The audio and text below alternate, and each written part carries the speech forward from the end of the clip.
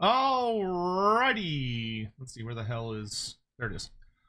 Hello, hello, hello, hello.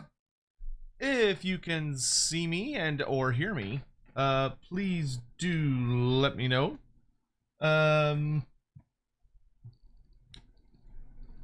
Hopefully everyone's doing well. Let me get my chair is spinning. There we go.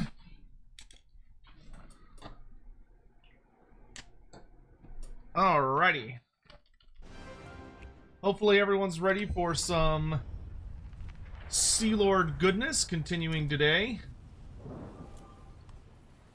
It's just, let's see, do I want to start a new? I don't think I want to start a new. Do I want to start a new campaign? Because like this is on an older version, but I think it's pretty much the same. I mean, they did do a pretty major update for fixing the Takala bugs, so I guess we'll start a new one. Starting a new one would probably be. You notice the Twitch description is a bit odd. What's wrong with the Twitch description?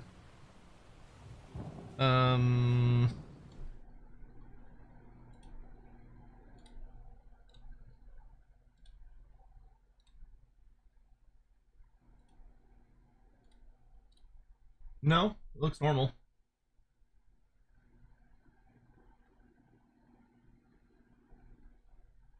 And feel free to be a bit more specific.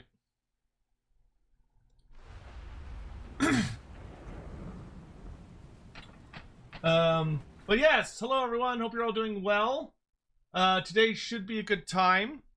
We're also going to be doing some, as I'm sure some of you may have noticed in the description.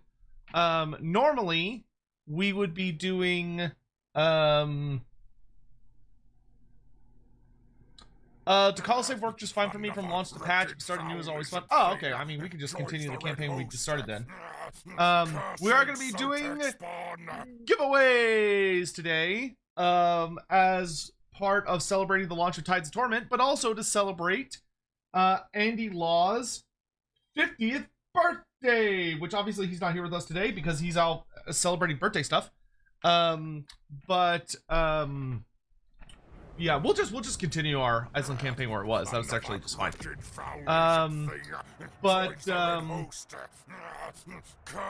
Andy, who of course is our other Lorebeard. Normally we'd be doing Lorebeards right now. We'd be doing Lorebeards at this exact moment.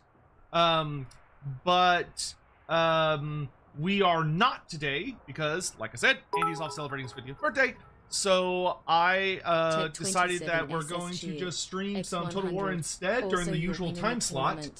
And then we will do some giveaways because the lovely fellows out of Fanatical, which Fanatical is one of the little companies that I have a partnership with, who you're able to buy whenever y'all want to buy any game, whether it's a Total War game or just literally any game on Steam.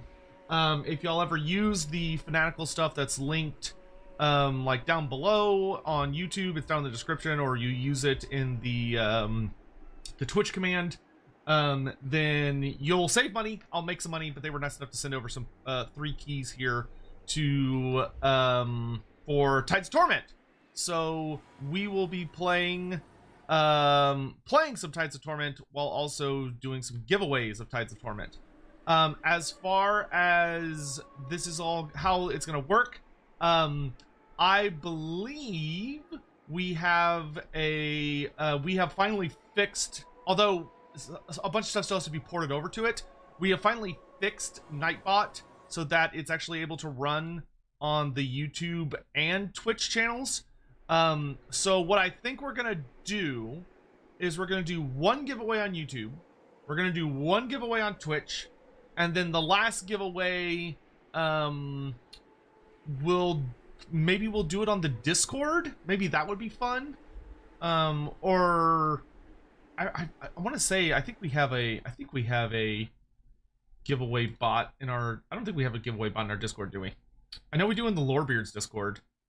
So maybe to celebrate Andy's birthday, we'll do a. I'll have to think about it. We'll make up our mind during the stream. And we'll figure that out. Dr. Mole, thank you so much for the 13 months. I really appreciate the support. Thank you so much. It means the world to me when y'all take that step to help support what I do here. You certainly don't have to. Just showing up and hanging out is more than I could ever ask for, but I really, really, really appreciate any and all support like that. Biofoot, thank you for the 49 months. Your eyes were naked. Without glasses. Yes, indeed. And Tech27 and Siegfried, thank you very much for the bits. Congrats on your winning the tournament. Yeah, thank you. So I participated in the the content creator clash with where there was me and 7 other content creators duking it out in teams over all of the historical games that have been released in Creative Assembly's catalog as part of the 25th anniversary celebrations. My teammate, who I was delighted to request and got her on my team and was so happy about that, was Cleoite, who is a incredible, wonderful VTuber. And we won somehow. I think Cleo kind of hard carried us, but nonetheless, we somehow won. So I should be able to, yeah, you're right. I do think chat actually hard carried us. So we'll have some rewards from that coming out soon. There will be some updates in the near future about like what kind of rewards coming from that, which I'll be passing on to you guys. So that should be a super good time. Sotek 40k Total War announced soon. Well, supposedly, yeah. We will be watching the Game Awards on Thursday. So if you want to watch the Game Awards with me, I hope you'll consider joining me for that. Do you think would be the most powerful as a co-op campaign? My initial thought are Chaos Dwarfs and the most powerful co-op campaign? I mean, right now it would probably be Sea Lord Aislinn and another High Elf would probably be one of the strongest. Alternatively would be like I think Goldfag Maneater and then whoever would be one of the strongest. That's probably gonna be like the big strong suit you're gonna want to look to. In any event, let's go ahead and get into things here. We're gonna do the first giveaway here in about we'll probably do the first giveaway in about 20 minutes, and then we'll do the rest of them like on the hour. So yeah, should be a good time. Thank you all so much for joining me. Biofoot, gonna treat this stream as an AMA episode, which is totally fine. Why don't we use distance light travels in 1 nanosecond to be 1 meter? Because we didn't know that when we created the meter, and also humans don't like changing systems that already exist. Hence why in America we use very silly systems, out of stubbornness more than anything else.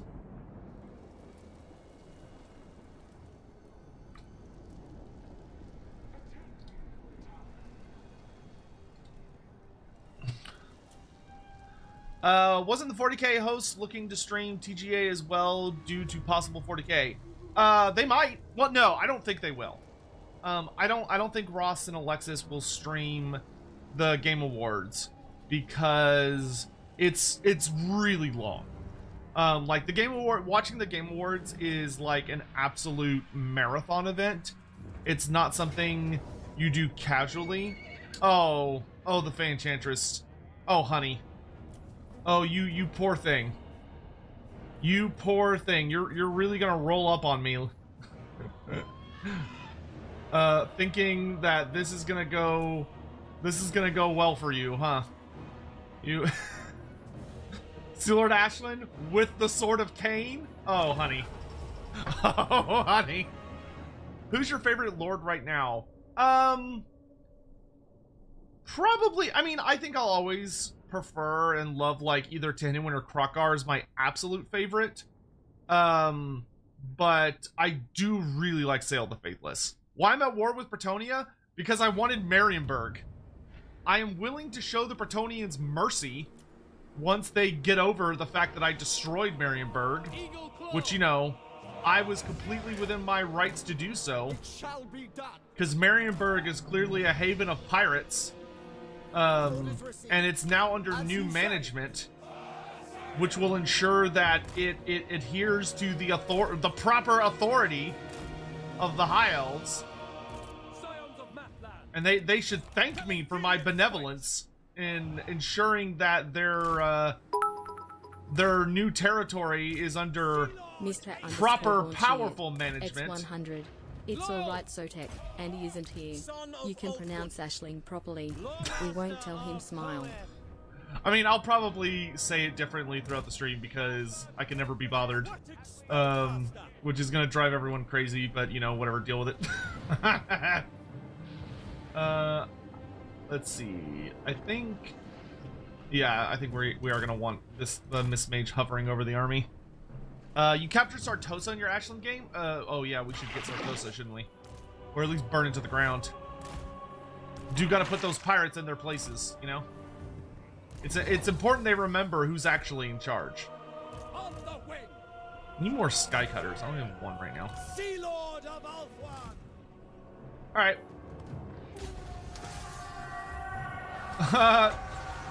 That's unfortunate. Bro, they're just gonna get deleted.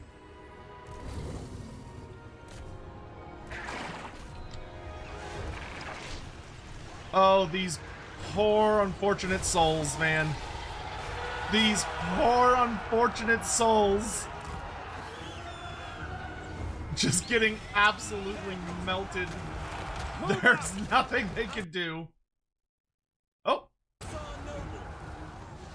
Oh, that was weird. All right.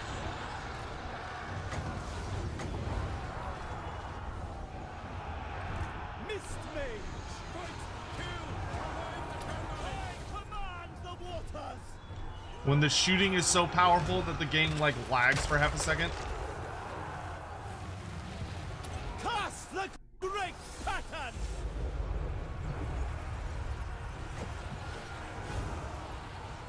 Behold the mists. Oh, it's the frozen effect. I was like, where did all these effects from? I forgot that I had the frozen effect now. Dragon ship volley. What does this do?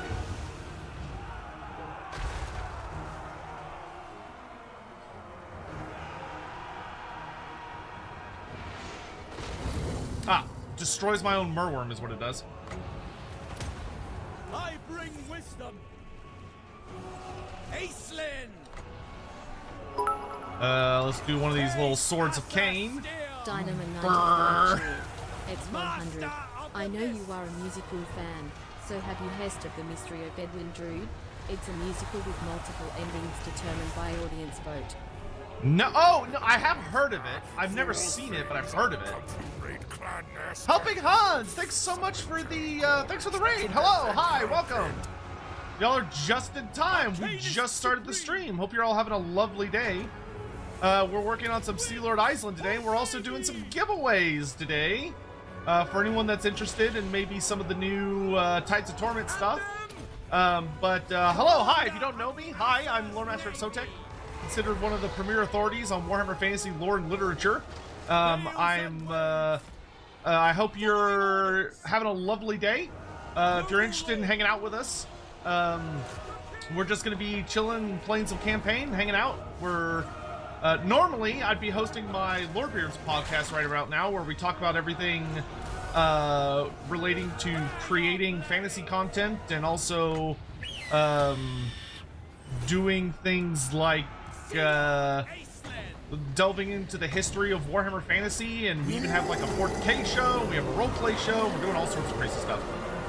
If any of that sounds of interest to you, do consider joining us in the future for that. But today, my co-host is celebrating his 50th birthday, so I am just kind of doing a solo thing today. But is the DLC worth it? I think it depends on what your preferred style of gameplay is. If you really like any of the major factions that have been added, or any of the major factions that have been focused on, so if you're like a High Elf fan, or a Norska fan, or a Dark Elf fan, I think you will genuinely find the content to be incredibly enjoyable for those factions. Dauntless. Agreed. If you are a fan of, if you like really horde style gameplay, so you prefer like Warship crew. having a minor amount of hordes that build tall, and then going from there, I think you will really enjoy the Sea Lord Aislinn, or Aislinn. The Sea Lord is a pretty wild campaign that allows for some rather different playstyles. Where the hell is my Warhammer? There he is. And I personally hope something with Kane involving the East Tyrian or the LM possessed by the Icarnate. Hold on, let me get through this battle here and I'll be able to get caught up with everything. We've got stuff happening everywhere. Like, Sail the Faithless definitely offers like a really solid experience. Yeah, it just kind of depends on like what it is you're looking for, I would say.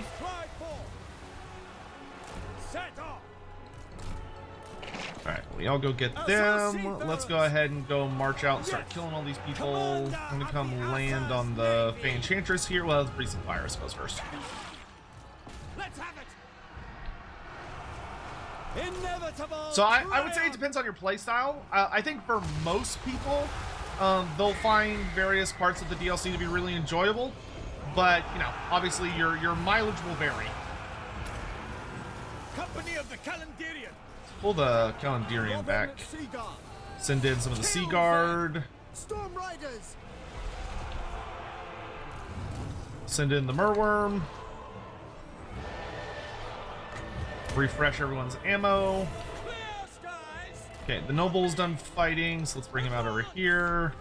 All smooth. There are 2 guys left in the Calendarian. Let's see if we can eviscerate those archers. Find shelter. We have untold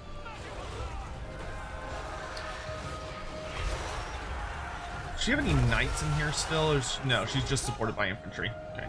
I command the waters. Grand strides.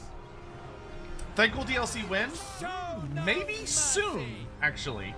All Obviously I still have to make a video on it, but we are in the post learning about the next big thing, which is the End Times, which the End Times DLC is announced for this upcoming summer. Of course, one of the major aspects of the End Times are the major books that featured as the primary storyline of the End Times, which the End Times storyline was pretty meh, but there were a lot of very cool units and a lot of very cool moments, which will hopefully result in us getting a lot of just wonderful characters and units, and one of the big books is literally Thankful.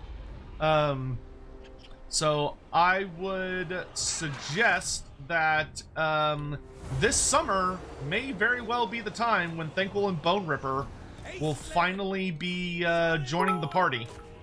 All right, let me get caught up with everything. Helping on, thank you again. Are you interested in Dawn of War 4 at all? Oh yeah, big time, big time. I applied for the. They just sent out applications, I think, for the next beta, or no, the next alpha. And you bet your butt that I applied for that. I loved the Dawn of War series. Dawn of War 1 and Dawn of War 2 were both like absolute wonderful games. It's so strange that they skipped Dawn of War 3 and went straight to 4. You know, it's an unusual marketing technique, but seems to have been effective because everyone's so excited for 4 and not asking about 3 at all. So like clearly the marketing team knows what they're doing. But yeah, I'm really looking forward to it. Awaiting orders. Just mopping up as many of these Bretonnians as we can. Bretonnians are so upset that I came in and took Marienburg because clearly Aislinn knows that humans are very inferior and shouldn't be allowed to rule their own cities. So I've come in to take over for them, and for some reason they're so upset about it. When they should be thanking me. Would Screech Vermin King be a Lord or hero? He would probably be a big bad legendary hero, I would think. It would be very unusual to have a faction led by a Vermin Lord. I could see like an exalted Vermin Lord, regular Lord, like a generic Lord, but I would imagine Screech would probably perform more lore accurately as a legendary hero that you build up to acquiring, and then he comes in and he's like an absolute nightmare that runs around with you. No, fuck off.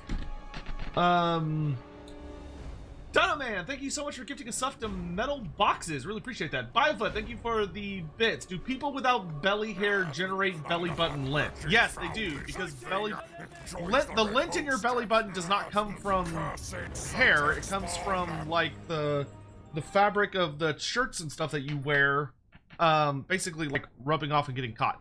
So I'm pretty sure they still do, but I don't know, but I think they do. Nil the Ponch, thanks so much for the tier 1 sub. I really appreciate it. Song of Power, thank you for the tip. Speculating on CA doing their Lords of the End Times DLC. We have Nagash's revealed, likely Thankwol, Chaos Final Installment, and I personally hope something with Kane involving the Asterion or the legendary lords possessed by the Incarnate Elementals. Thoughts? So for me personally, I will be very, very surprised if we get the Incarnate Elementals. Because the Incarnate Elementals, well, okay, I assume you're talking about the Incarnates, which are technically different than Incarnate Elementals. Because Incarnate Elementals are a creature type, but the Incarnates were individuals. So I'm assuming you're talking about the individuals, where basically the big bad lords of the various factions were able to become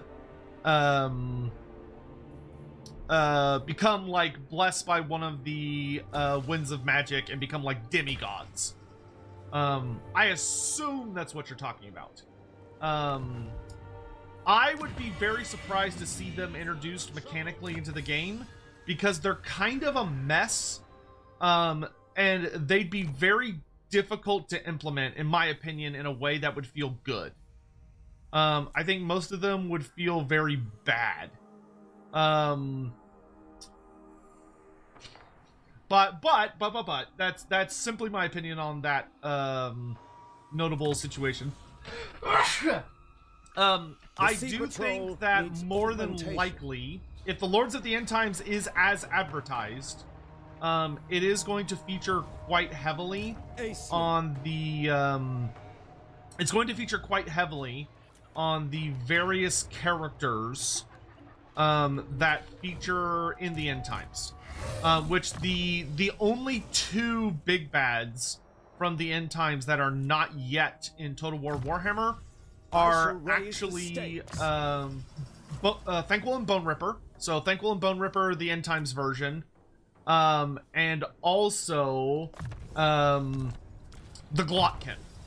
Which the Glotkin is the super big bad of Nurgle, who's actually like 3 legendary lords combined into one model, and it's absolutely huge. It's a titanic character, but that would seem to be the most likely situation. As for the 4th character, I honestly don't know. It could be a lot of different things. Like it could be the Empire, because Middenheim features very prominently as one of the major sites of like the final battle for the End Times. So they could decide to make it where maybe you get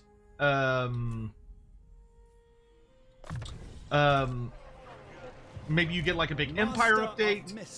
It could be Grand Cathay, because Grand Cathay is kind of due for a notable update. No evildoer may receive the blessings of the lady. All right, we whooped the crap out of the Fey Enchantress, and now we have peace. So all of the good guys can fight me. I've made my point. I will now leave peacefully. X200. Hey Sotek, for once not a Bretonia question from me. How would you rework Himmler? I think it would be cool if he could recruit chaos units. How would I rework Himmler? So the big thing Chaos units. I mean, you could do something like chaos units. It's probably not what I would want to lean on. It should be. But for Kimmler, what I would really want to do, oh wow, that would give me a whole I don't need a third dragon ship yet. I don't have the finances that I want for it. Getting my outpost to 2 would be good.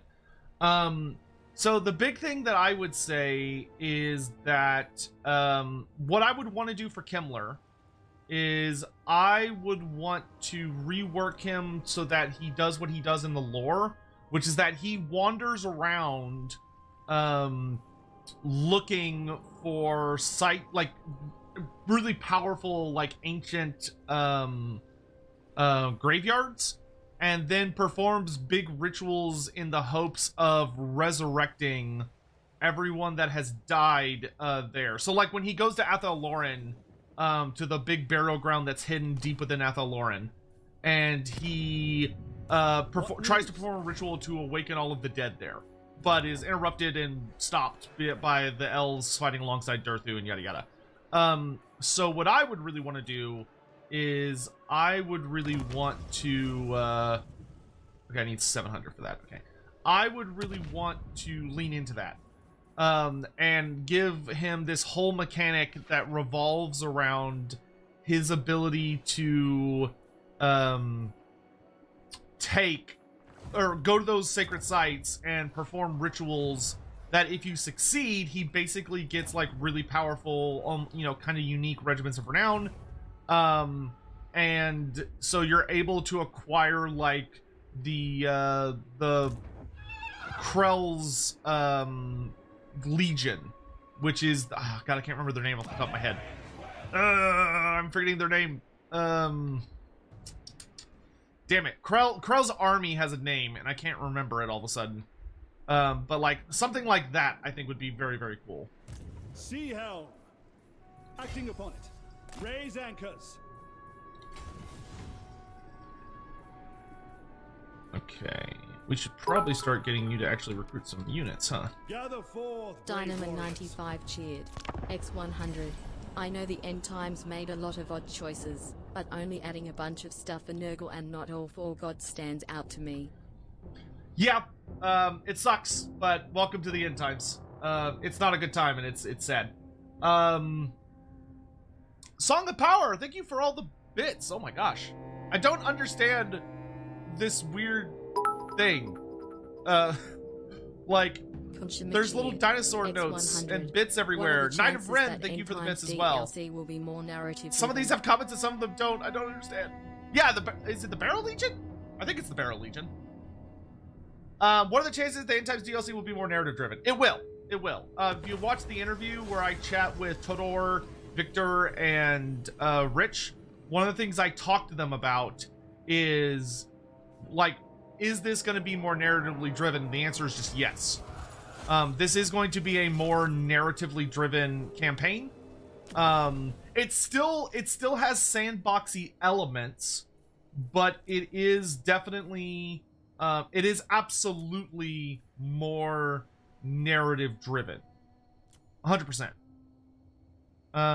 What are the buffs I get for this? So this makes my character really good when defending, buffs Sky Cutters and Great Eagles. Yeah, sure, let's make this our second Sea Helm Lord. Salindor the Brave. We're gonna take patronage, and I'm gonna hold. Don't want to go ahead and do that. Siegfried KKP cheered. X100. What do you think we can expect for Archaon in the Lords of the End Time DLC? I'll hold off on that since CA said they would give him another look. So the big things that I think they're gonna do with Archaon, thank you for the bits, is I think they're going to ultimately focus on I think they're gonna focus primarily on making sure that they're giving him a full visual update. So Archaon visually is going to get a big ol' update. Oh, actually, yeah. Why don't you just come help in the siege? My prowess is needed. For honor. See, I would lose the Oceanids, which would kind of suck. So I think we'll hold off on that for the moment. Sound judgment. Fortify our position. All right, you can pop into encampment stance and continue grabbing some more ship's company. But we know Archaon's going to get a full visual overhaul. And then in addition to the visual overhaul, the big thing I'm expecting for him personally is that I think they're going to rework him so that he's kind of...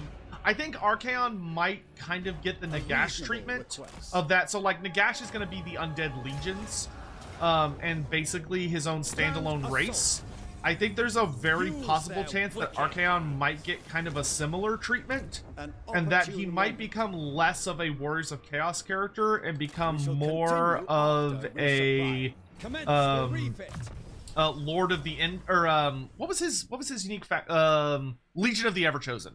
So in the end times, he gets his faction is called the Legion of the Everchosen, and it's like it is like the biggest army list that was ever made. Like it's titanic in size because it revolves around Archaon controlling all of Chaos. And if they do that, which would be crazy, that would literally be us looking at an Archaon that is able to basically confederate every single Chaos-leaning character in this game. So he would be absolutely fucking bonkers. Which I think a lot of people would really enjoy. Growth and 10% casualty. Oh, okay, so this is... Would I rather have casualty replenishment in my circle of influence or casualty replenishment just with the dragon ship? Okay. This one is experience. This one, see, I can't do this one because I don't have the building for it. This one is recruitment, enemy hero success chance, penalty, and cheaper construction. This one, ooh, I really want that actually. Oh, this gives me sky cutters. Yeah, I want sky cutters. Finally. All right, Tor Enlek. Let's actually, I want to focus here. Corruption is rife. We want to get a big boy garrison. And then if I could get a noble consulate. And then I don't have enough money for that, but here, yeah, that's fine. Let's work on elven trinkets. Upgrade our defenses. Good. A strong leader. Yeah, so if they did that, the Legion of the Everchosen, like, we'd literally be looking at a guy that could confederate, like, Norska, Warriors of Chaos, Demons of Chaos, Khorne, Nurgle, Zinch, Slanesh. If they go all the way with it, Skaven.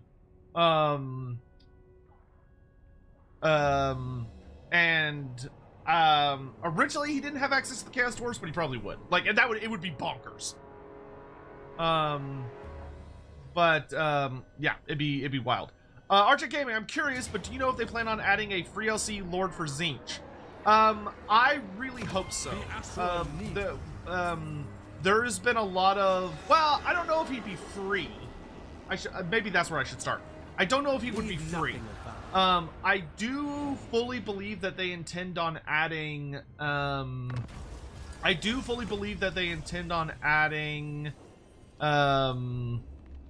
Igrum von Horseman to the game. But I don't know when or where or how necessarily. But I do believe that they intend on doing that at some point. Vasil Vilev, longtime fan here. One of the rare possibilities to catch you live. We'll watch tomorrow, as usual, tomorrow with my morning coffee. Just want to say hi. Well, thank you so much for dropping by. Lovely to see you. Message deleted by Vorn from a super chat. Wow, that's impressive. I would guess that. I'm gonna assume that was probably either Lord of Ulthuan. What could that comment have been about? Now I'm curious. Region of the Kingdom. Nice. And then pace setter. Fortified is really nice. Wow, this is the regular Prince Street. That's pretty good, actually. Let's get... Yeah, let's go ahead and get both of these, actually. Great is the wisdom of Belshazzar. Well, whatever it was, apparently the mods were like, no, so I'm just gonna assume it was not worth it. I always enjoy playing Warhammer 3 with your lore videos in the background. Adds a lot to the experience. Keep doing what you do. Oh, Ethereal, thank you so much for the 2 months. I really appreciate it. Sea Monster, no mention of the Red Duke being playable. Thoughts? Man, I've been bugging CA about the Red Duke forever. They know everyone wants him. They know. But what I can say is if you're someone that wants the Red Duke to be playable, keep asking about it. Like, go to their streams, go to their YouTube videos, go to their Discord, and just keep asking about him.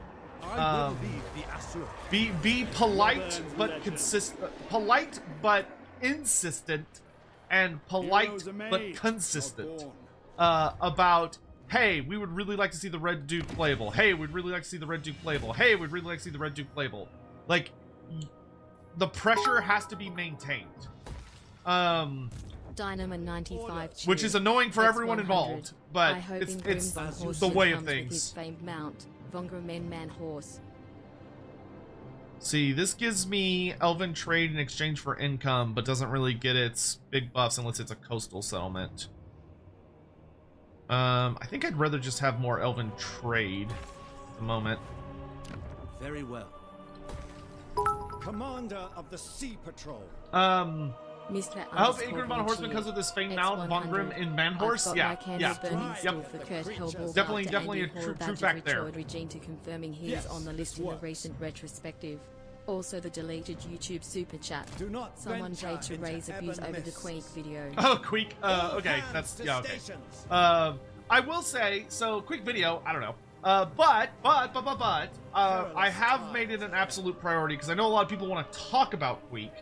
I have made it an absolute priority that the Queek Lorebeards video will be this month.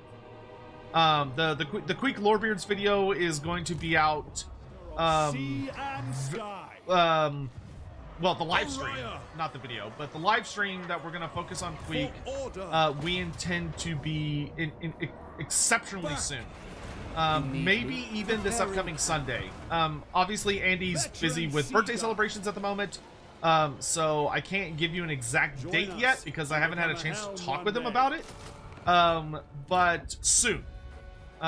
So I realize asking y'all to hang in there is obnoxious, especially if you're someone that is a huge fan of Queek and has been waiting a really long time, but unfortunately that's the only thing I can really give you. As frustrating as that genuinely is. So, please, bear with me a little longer, as much as doing so feels like torture, and, hopefully I'll have something really cool for you guys soon. Welcome, stranger. Dude, look at him! Lord, you may have what I desire. He's conquered, like, a ton of territory. Good for you, boss. Correct. All right, let's build an outpost in here. Let's get some constructs. Cool.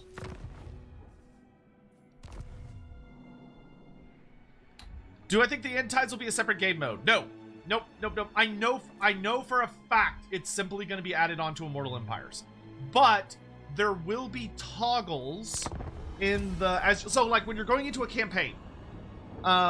You will be able to toggle whether you want the End Times mode to be on or off. If it's on, then End Times stuff will happen. If it's off, then it'll just be a normal Immortal Empires campaign. But regardless, the new legendary lords and factions will still be in the game. So like whether you have the End Times mode on or off, Nagash will still be in the game. If it's if you have it on, then more dramatic shit will happen. If you have it off, then he's just kind of another faction. Are the Realms of Chaos coming to Immortal Empires? I don't know for sure. What I do know for sure is that What I do know is that they are adding the Realms of Chaos battle maps to Immortal Empires. So, for instance, there will be ways for you, the player, to fight inside the Realm of Chaos.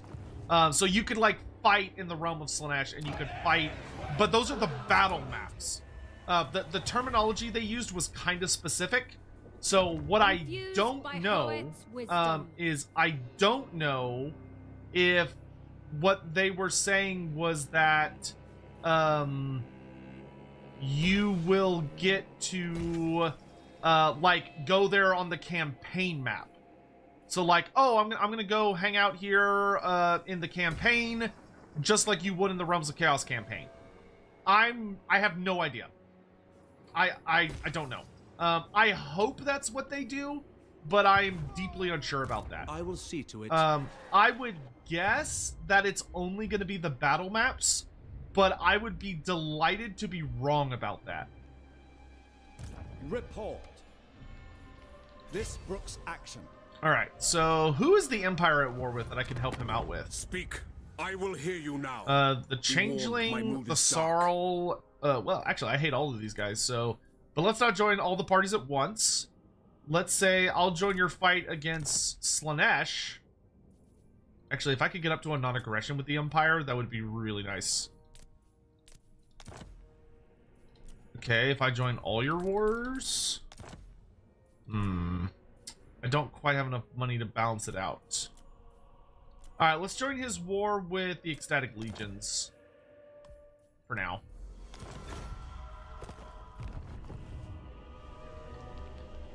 Mathland's wisdom is subtle, turbulent. Slay them! Alright, we're going to give this... Who should be summoned to purify this Norskin thing to start with? Nagaret! Nagaret seems perfect. If anyone could handle the bullshit of Norska, it's a Lithanar. Well, let's summon the ultimate war criminal. He'll know what to do. These elements are unusual. Alright, let's grab Stand Your Ground, and then we want the buff for Tech 27 SS cheered. shooting units, which is favorable wins. Mechanic of the new DLC? Oh, I don't have Bowmaster either.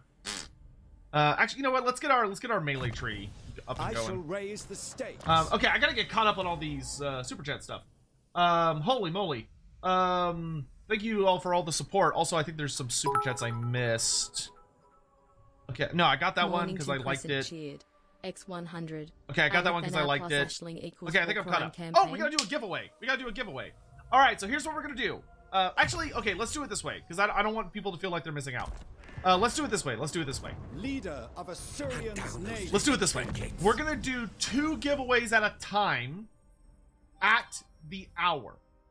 So what I mean by that is that in 13 minutes, I'm gonna do a giveaway on YouTube and on Twitch simultaneously. I'm gonna do it on both at the same time. That way, it's not like people being like, "Oh my god!" and they gotta like mass migrate over to one or the other. And to keep things fair and reasonable, instead of only doing 3 giveaways today, I'm gonna do 4 because I'm basically going to do I'm gonna do a regular giveaway, and then I'm going to do a regular giveaway for those 3 because I have those keys thanks to Fanatical. Thanks guys, you're awesome. Fanatical bros looking out for us. But I am also going to put my own money on the line here, so to speak. And I will add the person that wins the 4th giveaway, I will just personally buy them the DLC. Exile One, thank you so much for gifting 5 members on the YouTube channel. Thank you so much. That's incredibly generous. Cursed Sotek spawn. Thank you. Is he gonna do that every time? He's gonna do that every time. Wretched foul lizard thing joins the red host. Thank you, Throt. Cursed Sotek spawn. Oh, Throt. Another wretched foul lizard thing joins the So red many host. wretched lizard things. How will you join the giveaway? So the easiest way to do it, is Hawk. What method do you want to use for this? Cursed Sotek spawn.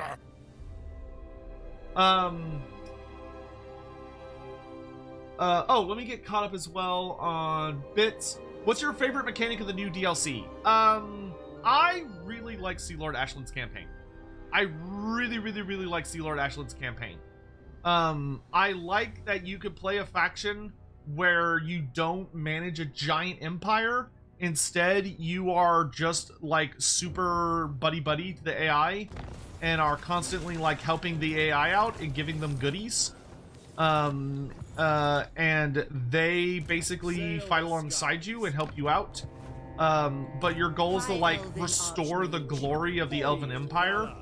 This kind of campaign appeals to me very deeply. Because I have never been someone that's enjoyed painting the map. I find it to be tedious and not fun.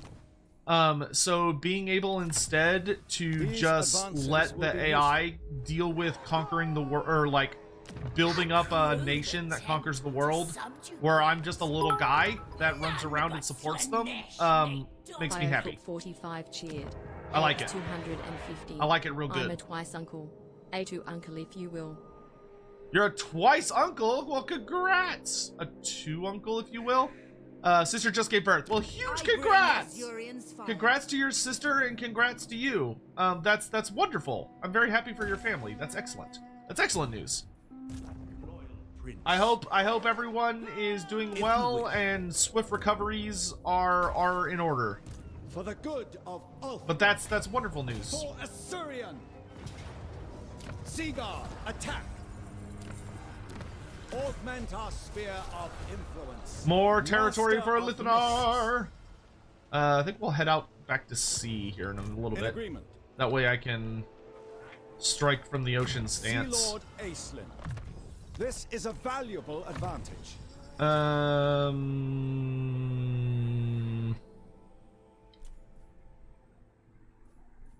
do I want to do here? Let's do a birthday. Thank you again, Exiled One. Like gifting memberships and gifting subs is so generous. Thank you. That's absolutely incredible of you. We have Filefoot. I did that one. Morning to Crescent. A Lithanar plus Aislinn war crime campaign. Hell yeah. That is the ultimate war crime campaign. Yes. That is the violate the Geneva suggestions campaign. Mr. Vorn, I've still got my candle burning for Kurt Helborg after Andy Hall badgered Rich Aldridge confirming he's on the list in the recent retrospective. Okay, awesome. Yeah, Kurt Helborg. We need the most glorious mustache. Dynamo 95 cheered. X100. I know he says Seaguard attack, but I can't help but hear Seagull attack. Seagull attack! Ah! I mean, that would be moderately terrifying in its own right, you know? If there was just like a great like cawing of screeching gulls from somewhere in the void, and all of a sudden like this swarm of birds just comes down and starts eating people alive, because you know Warhammer seagulls would almost assuredly have like fangs, right? All right, 7 minutes till the first giveaway, dudes, and we are gonna do a keyword. We'll do a keyword giveaway, but I'm not gonna tell you what it is until it's time, because I know you people and you'll just spam the fuck out of it.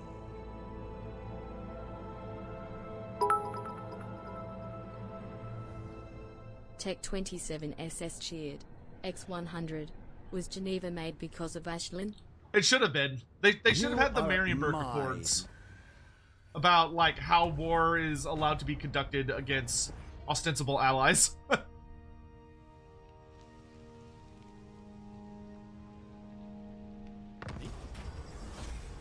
Alright, so I could keep the Sword of Cain for a whole nother turn.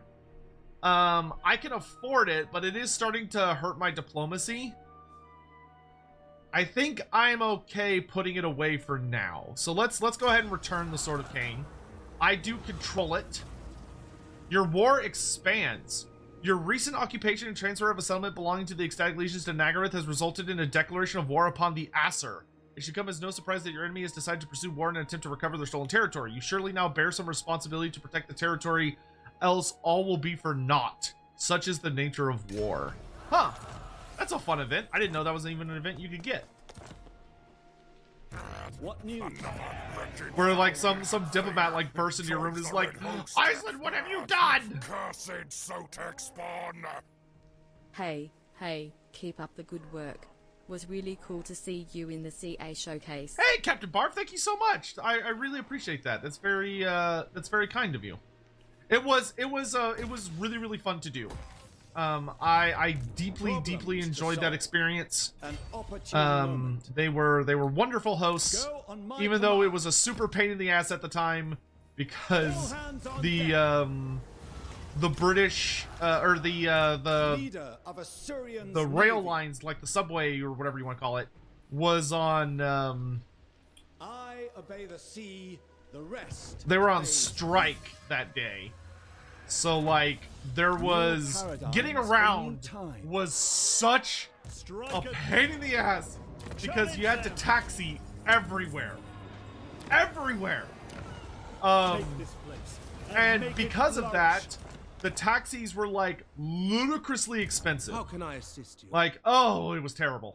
It was terrible. Until next time. Okay, let's have you follow us around on the ocean. With the tide. This is far as we go today. Nerves of it, Dilmar.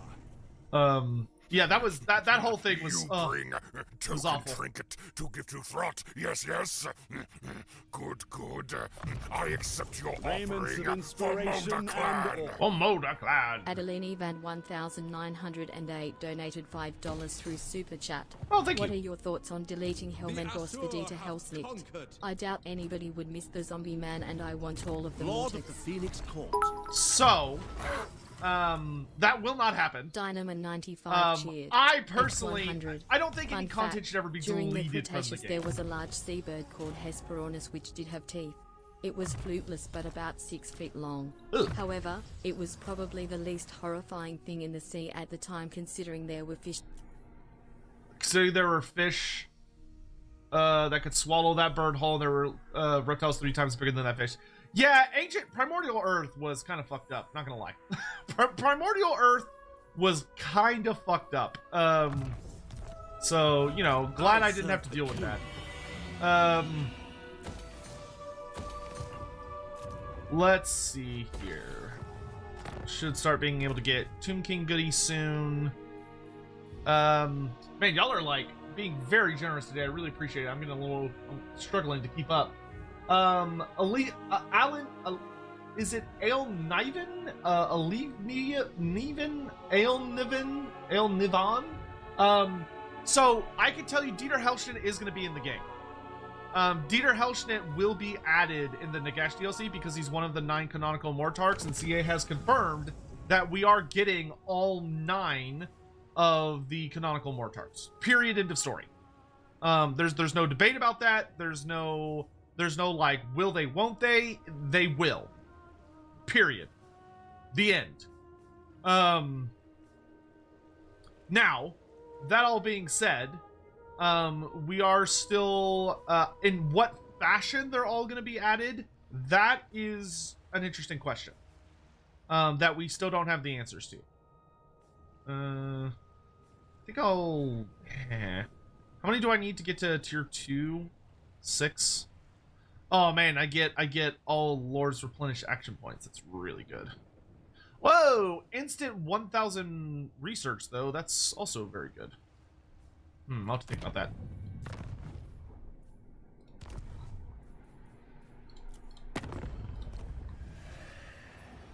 Hey, everyone wants to be friends. Let the Now that the war is supplicant over. come forward. I will. The war has By the ended. Greetings from Sigma. See, this is just like in the actual storyline. Once once Marienburg was burned to the My lady ground, informs me. things calmed down a little bit, and after they calmed down, the Alliance of Order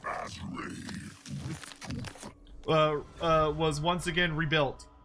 I don't trust Drycha. I just don't. Like, I want to be friends with her, but I'm worried if I'm friends with her, she's gonna drag me into a bad situation. Okay.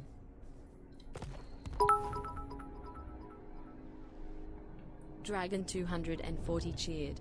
For the X100. good of If you Ultron. confederate all the Who factions, do you just take cities like normal? If you confederate all the high elf factions, you just take cities like normal. I don't know. Someone would have to test that. I don't actually know the answer to that.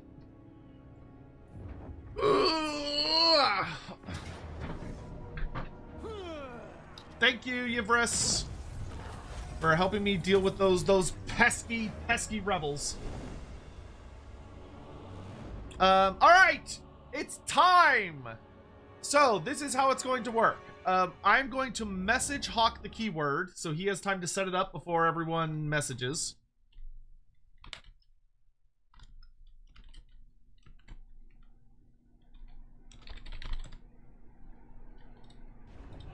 But we're going to be doing one giveaway on YouTube and one giveaway on Twitch. Oh, someone in chat says if you do that, you still give away your territory to a generic faction. Okay, so you basically create a faction. Hawk, are you ready for me to unveil? Master of Mists. Yes, this works. Ultron shall use this stronghold. Foul winds ahead. Avast. I will say, I love that the AI does take advantage of this. Like, the AI's like, oh, look at all this territory that I can now, like, build very aggressively in. Okay, I need so much more Elven trade. Ugh. Commander of the Sea Patrol. Yes, give me that additional allegiance points and +1 allied recruitment capacity. Navy grows most refined. Because I'm gonna put some Tomb King Sail the skies. good shit on this boat here. This here boat, one might say. Ever loyal. Our journey is not over. God damn it. Kairos, Hero you of the slippery bitch. Acer. Tomorrow we continue. You should be able to deal with that. Capable sailors are always welcome. He's ready. All right. Everyone in chat. The word that you're going to type into chat is !torment. !torment. TORMENT. To win a free Steam key for Tides of Torment.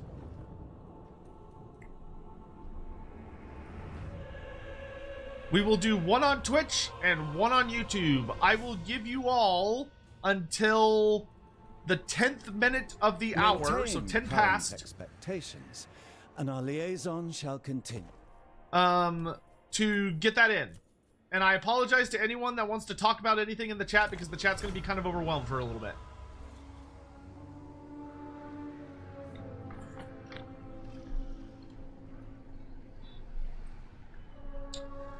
Also, please make sure that if you're entering that you're following on Twitch or subbed on YouTube so that the Nightbot doesn't freak the fuck out. If you would be so kind.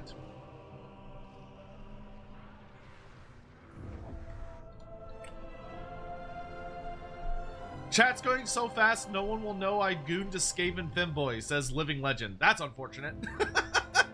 It slowed down. It slowed down just in time. Did I have to read that out? No. Did I enjoy reading that out? Yes. The Sea Patrol needs augmentation. Let's see.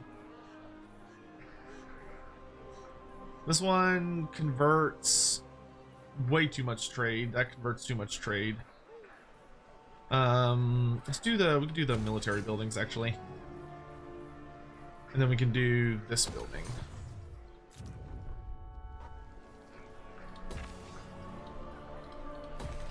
We're gonna build a super garrison at TORMENT to make sure it never falls again. More elven trade. The order of Belshazzar. We're gonna attack the Castle of Splendor and give that back to Emmerich. We, sir, shall expand. I also need to convince Emmerich to declare war on Kairos, because he's making my life difficult by not doing that. Here, I'll fight Kairos there we go. I will not fail. That way Kairos doesn't steal territory from him again. Alright, you have 5 more minutes. Do keep in mind that entering multiple times doesn't do anything. If anything, it's gonna fuck up the system, so please don't try and like spam it, because it's not gonna help. I will also note that you will probably want to make sure that you are subbed on YouTube or following on Twitch to further make sure there's no other issues. This chat is a tide of torment. This chat is indeed a tide of torment. Title card drop. A reasonable request. Take arms. All right, I'm gonna strike the Bay of Blades. Commence combat. We're gonna give this one to Teclis, The Asa. because surely the Loremasters of Hoeth want to study the strange phenomena happening up here in the north. Let's grab. I expected nothing less. What does this building do? This gives me allegiance points and diplomacy faction wide, but it burns through my dragon ship supply, so I don't want to get that yet. Let's get the beast building, and then let's get the. See, this is let's get that one.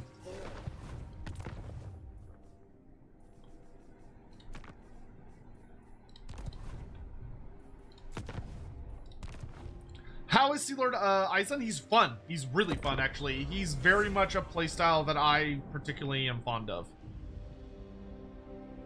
Which is just being a bad bitch that doesn't have to worry about managing a giant empire, because managing giant empires is annoying.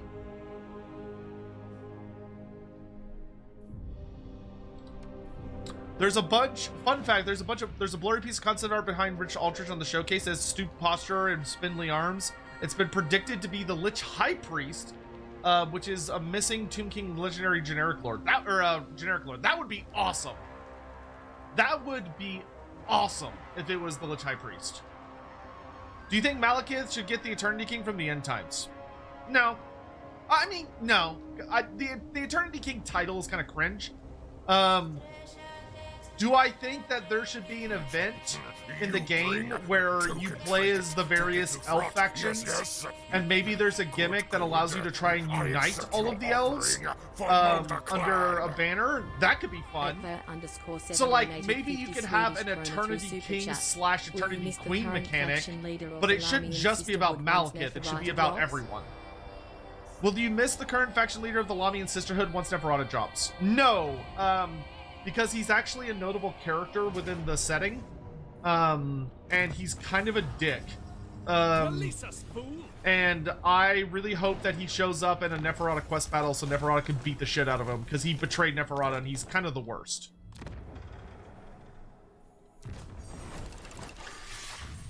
Our cause is just. Lethal grace given forth.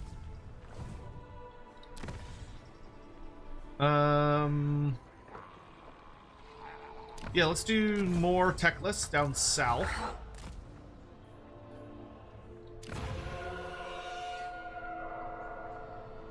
Do any of these give me elven trade?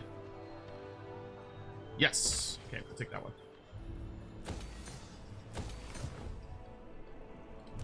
Veteran Sea God. Okay, Salendor, you head this way with all haste. Alright, let's get our third dragon ship. So, I believe with this one, or this one, I will get a new dragon ship. So what are my options here? This gives me the naval armory, which gives me more dragon ship supplies per turn. This gives me the Merchants Guild, which gives me more money, which I don't need. This gives me another Elven colony, which I don't need at the moment. This gives me the Luminous Atrium, which I don't need at the moment. This gives me the Twin Throne Citadel, which lets me get really high tier troops. The Dragon's Hold, which gives me Dragon Princes, and the Skymane Forge. Also gives me more money from sacking. This gives me the Royal Cabin, which is really strong.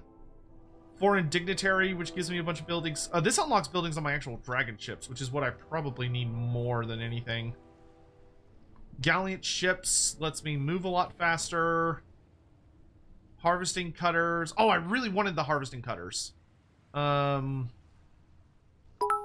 What's the Aft Castle Muster? Dynamo 95 cheer. Okay, yeah, let's do this It one. would be cool if Nagash could pick one Dragon Ship LLs Game! he selects as Mortix. Also, if Noctilus hadn't died in Dreadfleet, I think he'd be a better naval Mortic than Luther. It would be cool if Nagash could pick which, yeah, picking Mortarks would be fun, but I don't think Games Workshop would let them do that. If Noctilus hadn't died in Dreadfleet, I think he's a better naval Mortark than Luther Harkin. I think that's a reasonable note. I think that's a reasonable note. All right, so we got the Scarred Sentinel. This battle-marked behemoth earned her scars during the War of the Beard, shattering the dwarf navies and famously sinking the flagship of Badak Var. The Aesir may have lost the war and spent millennia withdrawing from their colonies in Elfin Arvan, but the weathered craft has continued to patrol the Black Gulf, a standing insult to every dwarf whose ancestor she left in the Bay of Rex. Her white-haired admiral nodges grudgingly across the water as his dragon ship passes alongside yours. This is where the Aesir and the imperfect younger races differ. Duty to Ulthuan always comes before pride. Yes. So I can have a Lithanar support us in the final battle, or I can have Teclis support us in the final battle. I'm going to side with Teclis. At Song of Power 524 donated $5 through Super Chat. Hoping CA will include the End Time books featuring Zacharias and Moonclaw. Hoping CA will include the End Times book featuring Zacharias and Moonclaw. Would be nice. Would be nice. I shall effect changes. Remind me which book that is?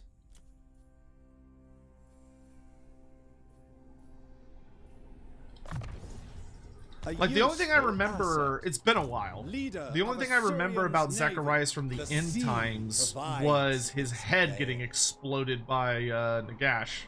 Battle stations. Oh, dude, being able to just teleport so deep inland like that is crazy. Ulthuan shall use this stronghold. Secure the perimeter. All right, let's get Snow gusts, an elegy of lost innocence.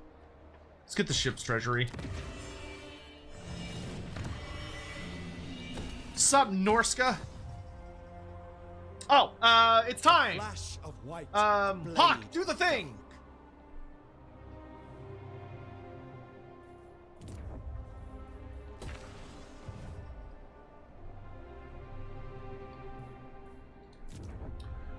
Dino Man, hey, a regular on Twitch won the giveaway. Wonderful, that's lovely. So Dino Man, please send me a message on Twitch or Discord, preferably Discord, and then on YouTube, congrats to Radivir. Radivir, congratulations. Please step forward to claim your prize. Please send me a message on Discord or... Actually, send me a message on Discord. I accept your offering. Preferably with a screenshot that confirms who you are. Cyborg_Scarvin6200. Like, shows your account name. So that, you know, you're not just like, I'm this person. For Thankwell as possibly a FLC You legendary may lord. look upon me. I will do my duty. Congrats to all parties involved. All right, let's recruit our new big bad. Let's recruit him out of Ulthuan. Inrian the Fierce, and he has Vortex attunement. So he gets plus 10 winds of magic power reserve. Sea Hell, bolster this station. Okay, so we got to build like a Serve me well. I think more of a magic focus thing with him, right? Oh wow, I somehow blew through all my money. That's impressive. I was like, I have plenty of money, and then it's all gone. It's all gone. Oh dang. So the Kislevites are absolutely annihilating Kotep. I should probably go help him. What's the fanatical link from you? That one, yes. You Thank possess you, Hawk. some merit. That much is evident. Cyborg Skaven. That's a very cool name, by the way. Do you think there's still hope for Thankul as a free LC Legendary Lord? No. No. I think Thankul is practically guaranteed to be one of the DLC Lords of the End Times.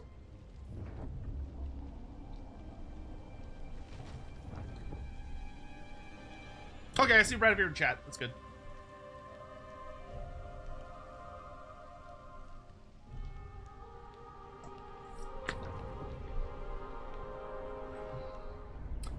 Have I seen that the cockatrice disappeared from the Beastmen Horde buildings?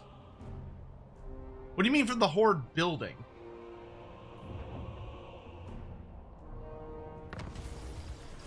Like, do you mean that, like, the access to the cockatrice broke? Is that what you're trying to tell me? What is this? Sea Lord subsidy. All Lothern's. Oh, this upgrades all archers and Sea Guard faction wide. Not yet, but soon. Okay. Oh man, I have access to so many techs now. Shoot. Okay, let's make my obligations of nobility. New Tech 27 paradigms for new SS cheered. times. X100. What are your tinfoil hats ideas for the other lords in the End Time DLC? Oh, what do I want from the Tomb Kings, guys? Oh, a Hyro Titan would be good. Because a Hyro Titan would give us the Spirit Conduit, which is awesome. So let's get a Hyro Titan. And then I'll save up. I am troubled. Do yes. We're gonna be best friends because I want all your big boys. Also, I want to upgrade that outpost, but I need more money. Hey, Norska, I need more money. Hostile. Land assault. For Assyrian. I can give this to anyone. Let's summon Avalorn to help purify Augment Norska. our sphere of influence. For the good of Ulthuan. You, my dude. Let's get Ward. Let's get Writhing Mist upgraded.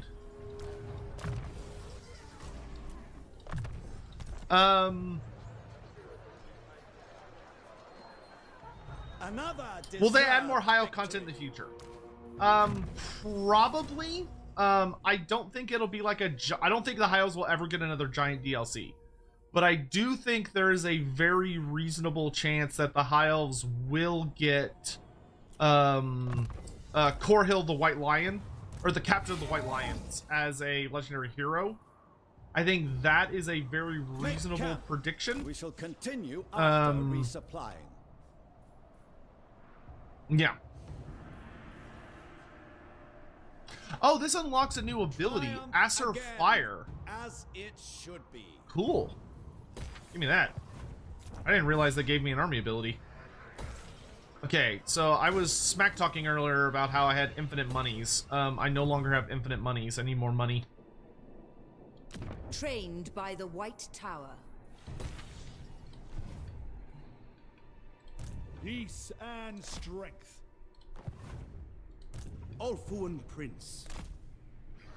Alright, our hostile takeover of the Southern Chaos Waste is actually going really well. Surprisingly.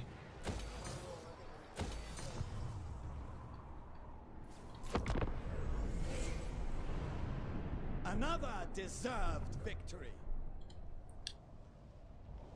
I've sent it to Sotek. No, Dino Man. Okay. So let's do this. You bring token trinket. Oh, to give geez. to What did Throt. Yes, yes. Good, good. I accept your offering for Mulder Clan. Ah, here we are. At Grey Lotus 1 donated $5 through Super Chat. Hey Sotek. I clicked and bought from your fanatical link, but it was Omens of Destruction, not Tides of Torment. Oops. Kinda sad now since I own that already. That's awkward. You should be able to... Is there a way for you to return it? Like to what's the word I'm looking for? Refund it.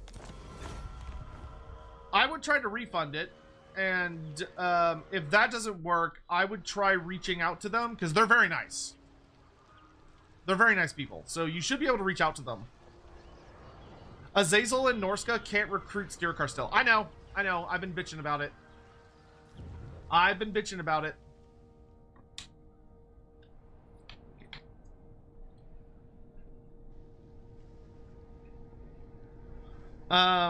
Also, refund it? No, because I tried to redeem it. But if you tried to redeem it, it shouldn't have worked because you already have it. I'm not saying refund it through Steam. I'm saying refund it through Fanatical. Action. Like reach out to Fanatical. Commend Unless you're saying that you, slay them. because you already owned it, right? Commence combat. Diamond, is it a code for the whole set of DLCs? I think so. Why don't you try turning it on and see what happens? I'm not actually sure. Are better suited to govern here.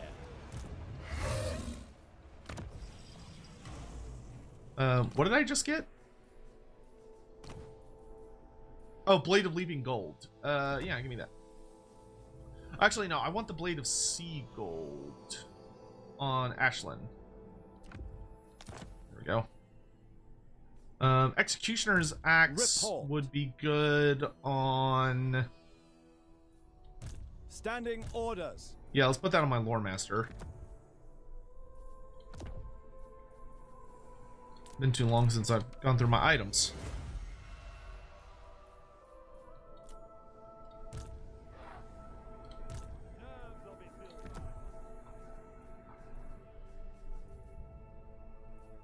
You can combine these, get a higher tier enchanted item. Hey, Book of the Phoenix, that's really good. Let's put that on our Dragon Mage. That is a bitchin' item on her. Alright, and then for you, let's upgrade what all you have ancillary wise. Okay, there we go. Strength of arms and armor. Sea Lord Aislinn. Alright, Sea Lord, let's continue towards the Grayling Moot. Sea Guard, attack. As we bring the savage Norska under control and to heal. I shall raise the Did Ilario get Greater Arcane Conduit? I don't think so. She might have. If she did, that's news to me. I don't think she did. I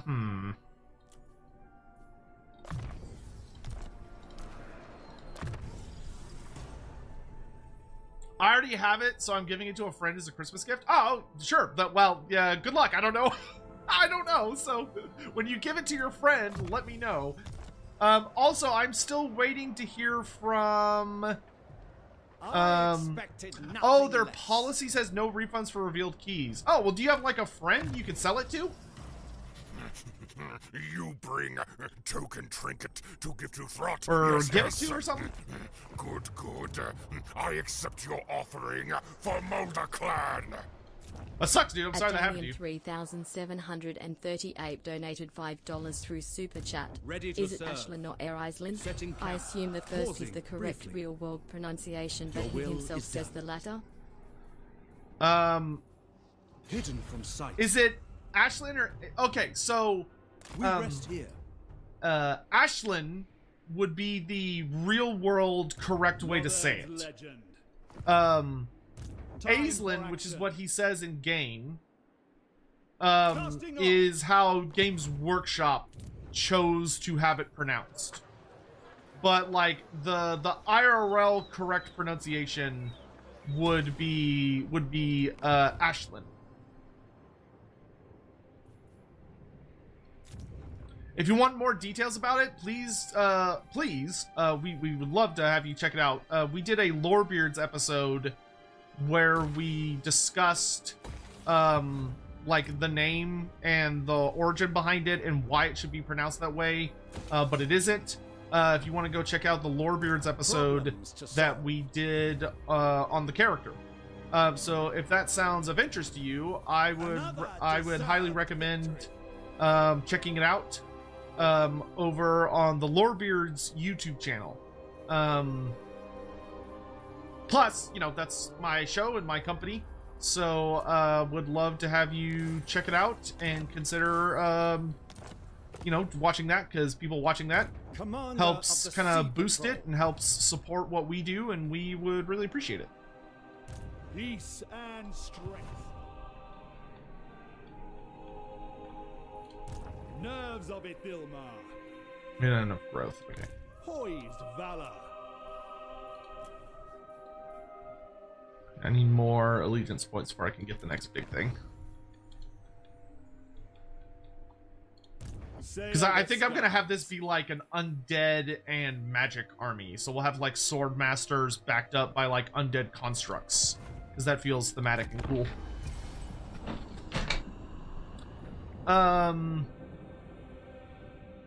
Yeah, sorry that happened, Grey Lewis. But yeah, I'm pretty sure the High Elves are about done in Total War. I literally, the only thing I could think of still adding to them would be one more legendary hero being Corhill, Captain of the White Lions, who would be like a bodyguard type hero, kind of like the Golden Knight for Kislev. Undead with your High Elves? Hell yeah, dude. You think, where do you think the original undead came from? Elves, dude. The elves figured out, well, actually, no, probably the Slum would have figured it out first. But elves figured out many forms of undead before any of the, any humans ever did. That's why Nagash perfected his control over the undead from, maintain Dark current Elves. expectations, and our liaison shall continue. Military access? You got it, broski.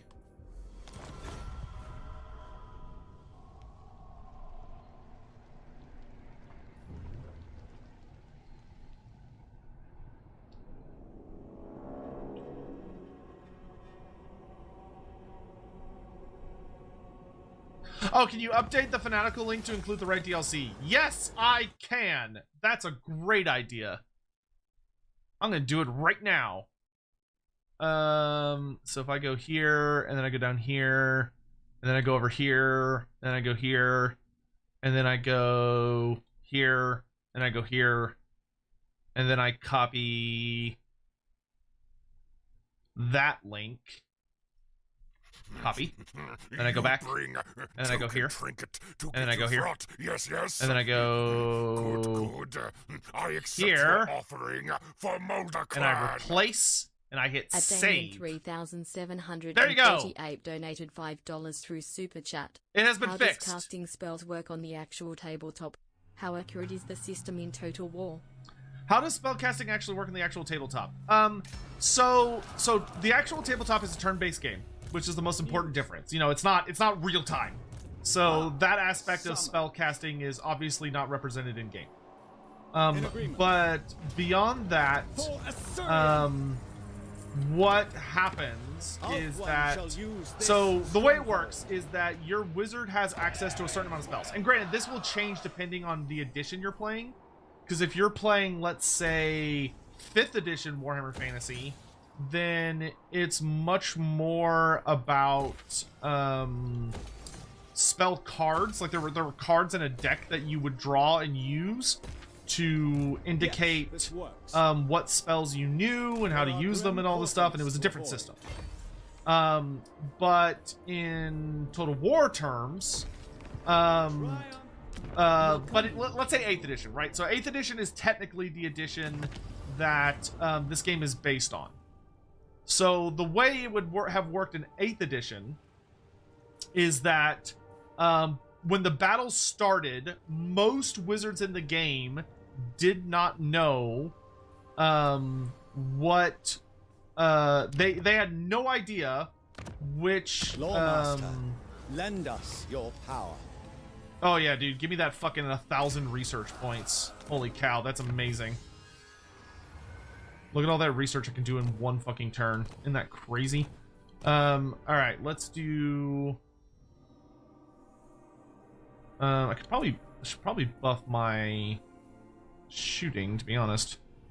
Ooh, +3 hero ranks though. That's really good. But I'm not quite ready for that army to get new goodies yet. Let's do precise fletching. Let's buff our missile units. Advances will be useful. Anyway, so what you would do is when the game started, the average wizard would say, on your army list, you would say, okay, I want to use the lore of death. And then when the game started, you would say, all right, my wizard is a leveled wizard. Mr. _ cheered. X100. When you finish the giveaways, hold another one. I'll add a key to the pile. Well, okay, in order for it to be fair, we'd have to add 2 keys. So we'd have to add 1 more. But, you know what? I'll match you, Mr. Vorn. I'll match you. So instead of only doing 2 keys per stream, so 2 keys on YouTube, 2 keys on Twitch, thanks to Mr. Vorn, one of our lovely mods, we're gonna do 3 giveaways per stream. So we'll do another 2 on YouTube and another 2 on Twitch, only because of Mr. Vorn. So please and thank yous, thank yous to him, because he just did that. What a lovely fella. Also, Full Moon Blessing, watching you while I paint my 30k Blood Angels. Nice. Enjoy your space vampires. Which means that we'll need to do that at 5, and then we can do the last one near the end. What giveaways? No, does it help if it's my birthday tomorrow? Sadly, no, because we can't have favoritism about whose birthdays it might be, because I think a lot of people would suddenly have birthdays on this day. So let me finish this. How does spellcasting work in tabletop? So let's say you have a level 2 wizard. Levels range from 1 to 4 generally, and when the game would start, you would roll a number of dice equal to whatever your wizard level is, and those dice numbers would represent what spells you got for that game. So for instance, let's say you have a level 2 death wizard, and he shows up to the game, and at the start of the game, after deployment, you would say, all right, I'm going to roll for my spells. So you would roll 2 dice, and you roll a 3 and a 6. So you look at the Lore of Death rules, and there are 7 spells listed. 6 of the spells have numbers next to them. So you would say, okay, cool. I'm going to take... So I rolled a 3 and a 6, so I get the 3rd spell, and I get the 6th spell. So with those 2 spells... that's what I'm going to play the game with. But I also have a choice. If I want, I could choose to switch out one of the dice I just rolled for the signature spell. And the signature spell was kind of like the 0 spell for the lore. So it wasn't like, you couldn't roll the number for it.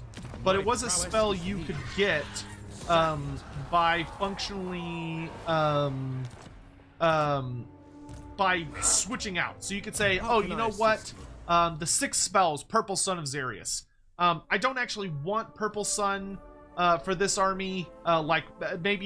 Because this is a level 2 caster, I don't feel like he's actually strong enough to get off that spell. So instead of taking Purple Sun, I'm going to switch out Purple Sun for Spirit Leech, because Spirit Leech is the Spirit Leech would be the base spell, right? So you'd say, okay, I'm not gonna do that. I'm gonna take Spirit Leech instead. So then for that game, your wizard has Spirit Leech, and he has whatever the other thing I just said is. The 3rd spell, which I want to say was probably either I want to say was Soul Blight. Yeah, 3 would have been Soul Blight. So those are the spells you have for that game. Now, as for actually casting spells, what would happen is that your magic phase would come around. And during your magic phase, you would get the ability to decide how do you want your magic phase to work. Raymond's And or you would roll, you would not how you want it to work, but like what spells you're going to cast. Because at the start of the magic phase, you would roll 2d6, and both of those d6s functionally represented a different each of them represented a different words are failing me at the moment. Each of them represented the winds of power, or the winds of magic. So like how much magic was in the air. And so what you do is you'd roll those 2d6 and add them together, and that's how many power dice you got for that turn. The higher number would then be taken by your opponent, and that's how many dispel dice your opponent got for that turn. Then what you do is both players would proceed to roll a d6 for every wizard on the battlefield, and assuming they didn't have any like crazy abilities or special rules or gimmicks, for each of the wizards on the battlefield you'd roll a d6, and for every 6 you got, that would give you another dice to your pool. So like let's say you as the player rolled 2d6 and it's your magic phase, so you rolled 2d6 and you rolled a 6 and a 5. So you're like, okay, I get 11 power dice, my opponent gets 6 dispel dice, and then I have 1 wizard, so I roll a d6 and I rolled a 6, so I get 1 more power die, so I have 12 power dice. And 12 was usually the maximum unless you had some kind of weird gimmick. So you had a shitload of magic dice, and what you would do is you would look at your list of spells, and you would say, okay, what I'm gonna do this turn is I'm gonna focus on casting I really want to get off Spirit Leech. So because I have 2 spells, I functionally have the option of choosing whether I want to have so that's 70 Elven Trade per turn. Oh, that's only 50. Okay, yeah, so we're gonna do that. So like, because I want to get off Spirit Leech really bad, I'm gonna put most of my effort into Spirit Leech. But the maximum number of dice you could throw at a spell was 6. So you're like, okay, I'm gonna throw 6 dice at Spirit Leech because I want to try and get as high of a casting value as I can. Every spell would have a casting value. So Spirit Leech I think went off on like a 7. So the way you would cast is you would roll those 2d6 and then you would add your wizard's wizard level to the spell. So if you rolled, say, 2 dice for Spirit Leech and you rolled a 3 and a 2, is rare these days. That would mean that you were looking at having rolled a 5, which means the spell would have failed to cast, but you have a wizard level of 2, so you would add your wizard level of +2, which would give you a total of 7, so the spell is successfully cast. But then, whenever you would cast a spell, your opponent would have the option to try and dispel. And dispel worked the exact same way, where he would choose how many dice he was going to throw at a dispel. The maximum he could throw was 6, and he would roll those dice and add his wizard level to it. And if he equaled or beat your casting value, then he stopped you from casting. And then if you successfully cast the spell, you'd resolve it. There were a couple of other little gimmicks. So for instance, if you rolled double 6s on a spell, the spell would be irresistibly cast, so it could not be dispelled and it would go off no matter what. But you would also suffer a miscast, which had a chance of like making your wizard explode and kill everyone around him, or it could like instantly end your magic phase, or it could make the wizard forget how to cast that spell for the rest of the turn. All sorts of crazy shit could happen.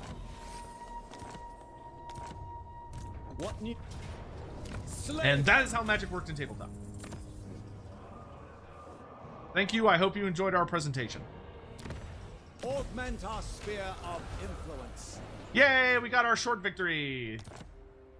For the good of Ulthwan. Make camp. Which means heroes and lords that we get from now on are much, much spookier. Triumph again, as it should be. Ah, a summons. Spy networks. I can see everyone I'm trading with. Very I nice. shall effect changes.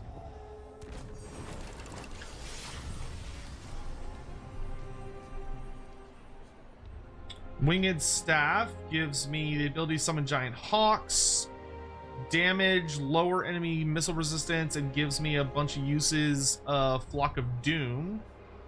The Helm of Cain, Unbreakable, bunch of nice stats. Ruby Guardian Phoenix is immunity to contact effects, flame resistance, and some buffs. Enchanted Spyglass is absolutely fucking insane for elves. I do want to prepare for my big spooky dragon army.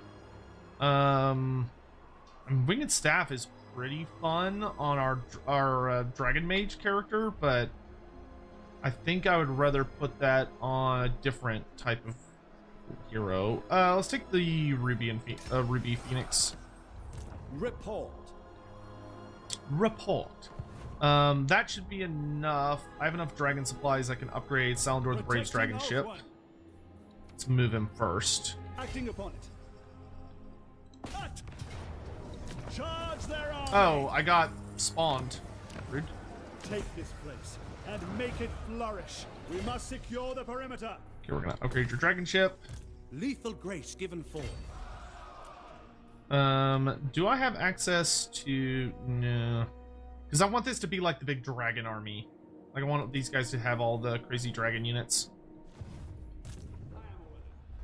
You are going to be my magic army. So you're going to have constructs and elementals. Oh, nice. Okay, we got our Hydra Titan. So now let's get a Necrosphinx next. Master of sea and sky. If you're going to be the very magical focused army with constructs, let's get the Everqueen Court Guard. Gather forth, brave warriors. Oh, what could also be fun is I need to build an outpost with Mommy Everqueen here. Wow, she's expanding like crazy. Let's build it in Arnheim. Arnheim is a cool place for that. Mary Boot Snatcher. She do be smashing booties. Alright, cool. So that does that, because that'll give us access to Wood Elf units. Let's get Tor Enrock to maximum level. What's the situation in the Tower of the Sun? Okay. Get rid of that, actually. I'm going to replace that with a different building. Over here, we're going to finish upgrading this area, because that's going to give us a lot more elven trade per turn. Arnau, what do I want to do with Arnau, actually? Yeah, do that one instead. I also want to convert this to this, but I don't have enough stuff yet. Okay. Master of high magic. There's no colony in this province. I could generate a lot of extra income, but I don't really need income right now. So we'll go up. Grayling Moot. We're gonna get more defenses. Sea Lord Aislinn. You're heading south. We're gonna upgrade these. I have a good amount of influence, and I do have Enrian the Fierce, who is going to be our... What do I want him to do? So he's building a magical themed army, so we're gonna send him to Safari. And we'll upgrade him to max, which is gonna make him very spooky.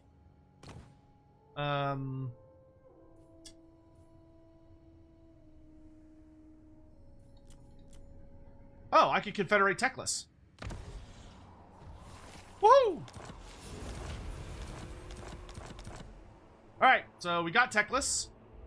And you'll notice all of Teclis's territory got handed over to a different High Elf faction. But I have a bunch of lords and heroes I need to fire. You bring a token trinket to give to... Oh, actually, sorry. Yes, yes. The United Maritime Patrol took over all that territory. For Mulder Clan. High Elven At Damien Archmage. 3738 donated $5 through Super Chat. Oh, thank you. Does TWWH feel like a faithful adaptation of tabletop in battle, as much as it can be without being turn-based? Or is it Yes. just a thing Total War? No, I personally feel very much like it is a relatively Loremaster.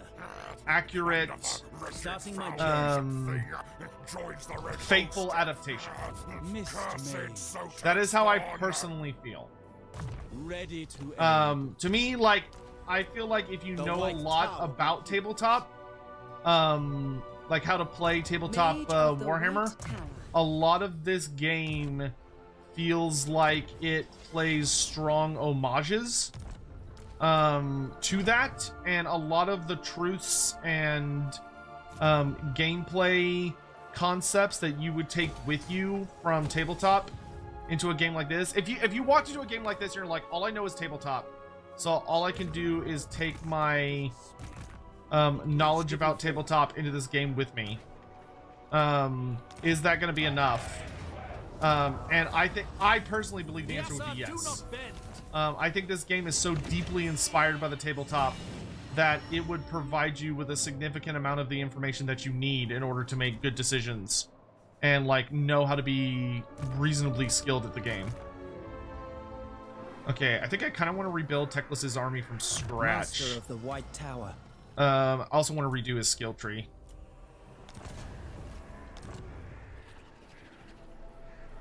We'll put some random idiot out here to get killed. Squishy? Perfect. Order is restored. Who's this? This is your Loremaster. He's primed, which I don't actually like for him. So I will... Oh, he's level 21, so he's going to die. Or he'll be immortal. So I'm going to disband him because I don't want him. And then you are level 20 mage. What's your skill tree look like? You're a fire mage. Okay. Don't really want you either, so goodbye. Duck the high strike, surge the low blow. You know what? Fuck it. Let's just actually disband this tower. I mean, can't be bothered. The order of Belshazzar. Another fire mage. Jesus. He really likes his fire mages. Boop, boop, Are boop, you up to the boop, task? boop, boop, boop. Alright, there we go. That stabilizes the economy for now. Let's see.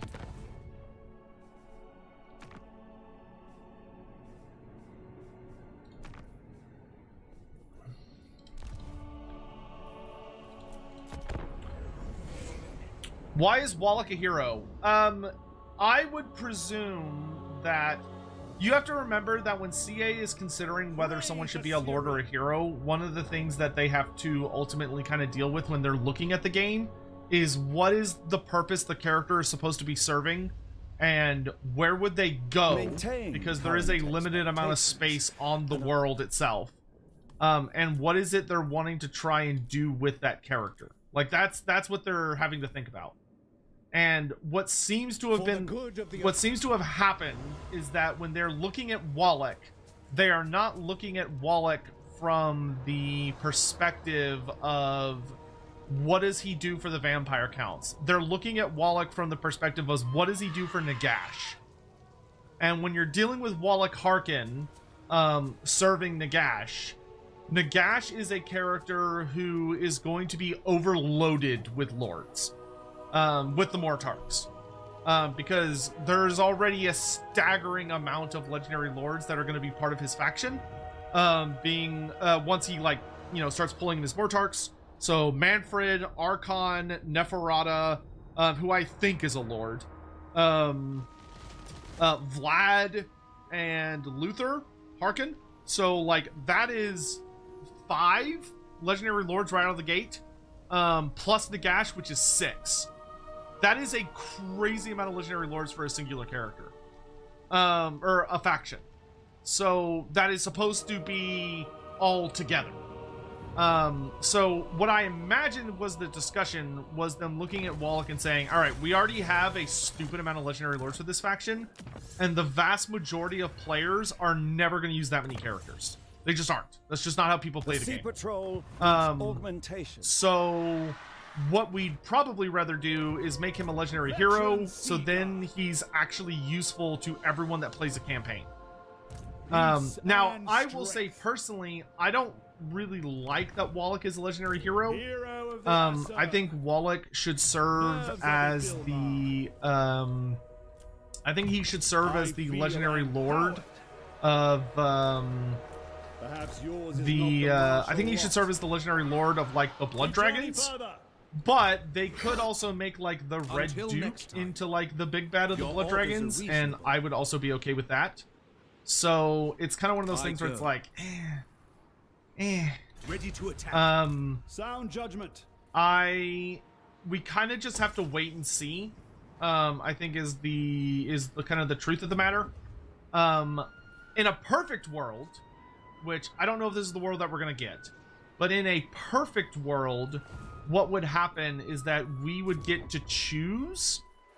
So like, what I would love to do is make it where it's like, okay, if you decide to play with Wallach Harkin, Wallach allows you to choose whether you want him to be a legendary lord or a legendary hero. So like, if you play, like, you could play, if you want, a Wallach campaign, and if you play a Wallach campaign, then he's a legendary lord. But if you're playing with Nagash, then he's a legendary hero. Could be an easy way to, like, just make him like Isabella. Just make him like Isabella, where ultimately the player gets to decide what that character's role is. That's what I would love to be the case. Commander of the Sea Patrol. One of the things that Total War suffers from a bit, I think, is that they keep calling it a sandbox game, but a lot of the times and it is a sandbox game, it is, but there are things that I think players would like to be able to make decisions about that they're not able to. The most notable of which being determining whether a character is a lord or a hero. I think if there's one thing they could really do for the game that would make a lot of people really, really happy, and it would probably be a good amount of work, but I think it would be worth the work, would be allowing more opportunities for players to decide if they want a certain character to be a legendary lord or a legendary hero in their campaign. Now, there are some characters who I don't think it makes sense for them to be a lord really in any scenario, like your bodyguards.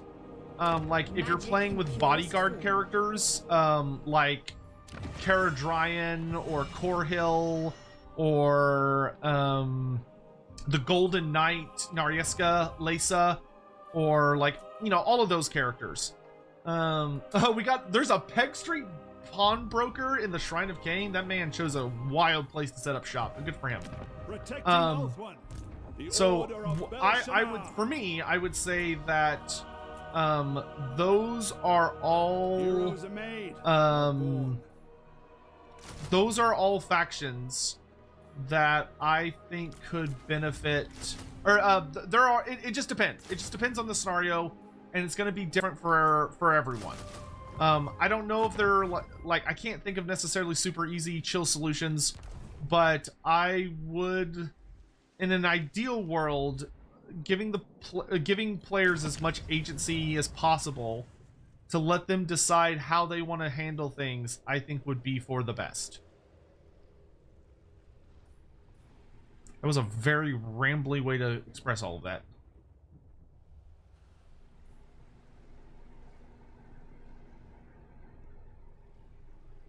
Yeah, give me the Fleetwood Harpers. Another dragon ship. From silk to steel. Festooned in colored silk, pinions snapping in the ocean breeze, this crescent-hulked Leviathan is an uplifting sight. It was she who first took Aethys the Poet's representatives to Grand Cathay, and ever since she has served as a grace and favor yacht for the Phoenix King's ambassador to the court of the Sea Dragon. Look beyond the groaning timbers and the silk finery, however, and there's an old warrior there still. Her dour-looking admiral looks only too pleased to be at sea once more. The Druki are cowards and pirates. They will attack from the north, far from Lothern, where the Norskins have left the realm weak. You fear he is correct. You wish you could know for sure. Do I want Emmerich at the final battle or Eltharion at the final battle? We'll call upon Eltharion. Speak plainly. And oh, I just realized I need an outpost with him. We'll put it at the shrine. That's fine. Because I want those goodies. Token trinket to give to Frot. Yes, yes. Good, good. I accept your offering for Mulder Clan. Heron Lord, thank you so much for the 14 months, by the way. Thank you. Very generous of you. Donated $5 through Super Chat. Do you think Scarven will be able to ascend lords into vermin lords of various kinds like how demon princes work, or would that not make lore sense? Do you think Skaven will be able to ascend lords into vermin lords? It's kind of like various demon princes with them and not make lore sense. Ugh, that's tricky. That's really tricky. Like, technically, the lore does say that Skaven can ascend into vermin lords. That a good number of the vermin lords are demon princes, functionally. Not all of them are, but a good amount of them are. But there's no, I wouldn't say there's many specifics on like the exact numbers.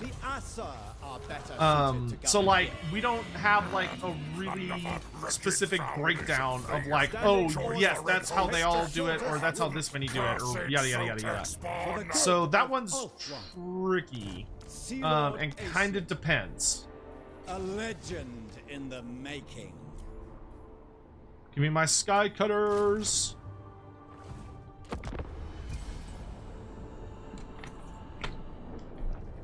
Danger Minnow, thanks so much for gifting a sub to JuneBot13. Thank you so much. I think that would be the best way to handle vermin lords personally. I would like to see vermin lords treated like demon princes, where you could ascend into them. That way people aren't just spamming them for all of their lords. Like, I feel like it'd be more fun if you had to earn them as opposed to just get them. Adrian Ward, thanks so much for the Prime sub. Your name sounds very familiar to me for some reason. And I'm not sure why. I hope this is not a mere social call. What's up, Krokgar? Yeah, that's fine. I'll favor the children of the old ones. I respect the ancient race. Finished a Throg campaign yesterday. It was very fun. I highly recommend. Oh, that's awesome, Knuckle. I'm glad to hear that. Does Aislinn... So Aislinn had a pleasure yacht with Yin Yin? That appears to be the case. You're right, actually. I should have screenshotted that. Someone should go back and screenshot that and send it to Andy. Or post it in the Lorebeards and tag him. Yes, yes. Good, good. I accept your offering for Mulder Clan. At Song of Power 524 donated $10 through Super Chat. Is CA still doing more DLCS after End Times? I imagine most of the rosters are filled out by now. Seems it would just be more LLs, a few special units, and possibly new factions.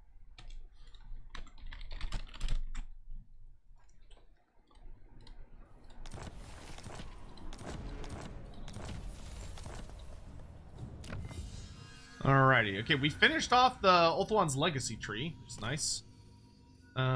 Let's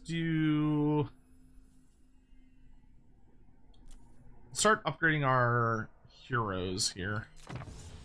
These advances will be useful. going forth, preparing camp. Hero of the Asser.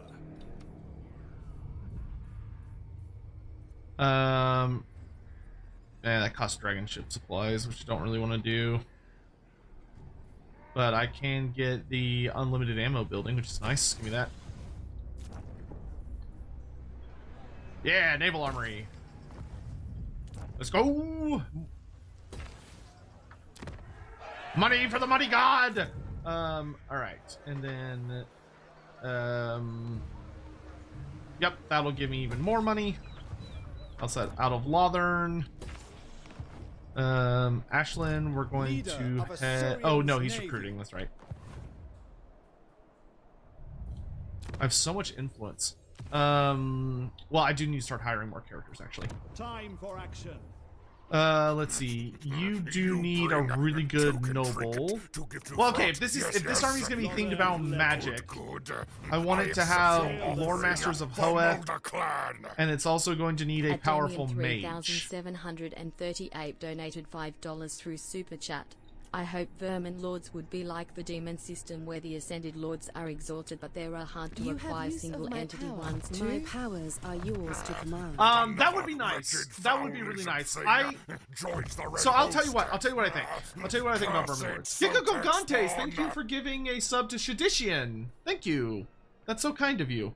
Also, gentlemen, ladies and gentlemen, it is time for another giveaway.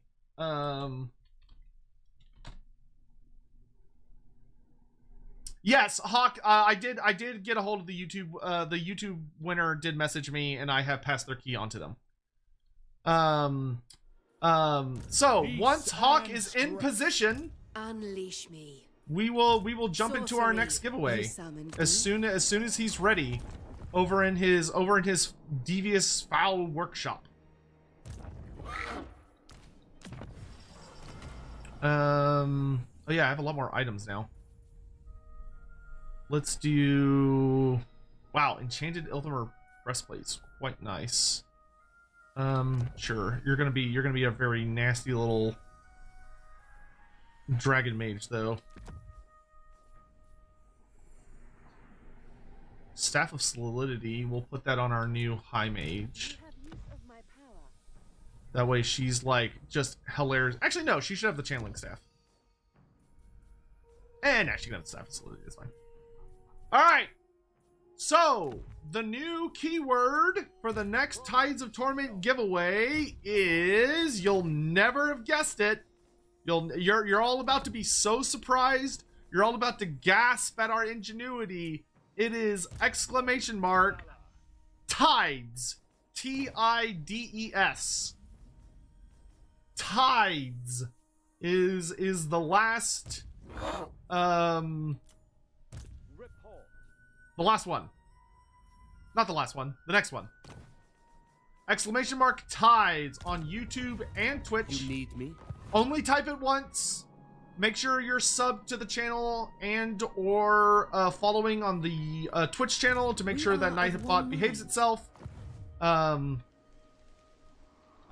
those are the keywords. All right, so okay, so I was going to talk about this. X100. Man, this is a torment of tides. It is a torment of tides. Malphon, Malphon, listen, baby. If you listen, Malphon, if you want Tides of Torment, all you got to do is ask, baby. you get special treatment.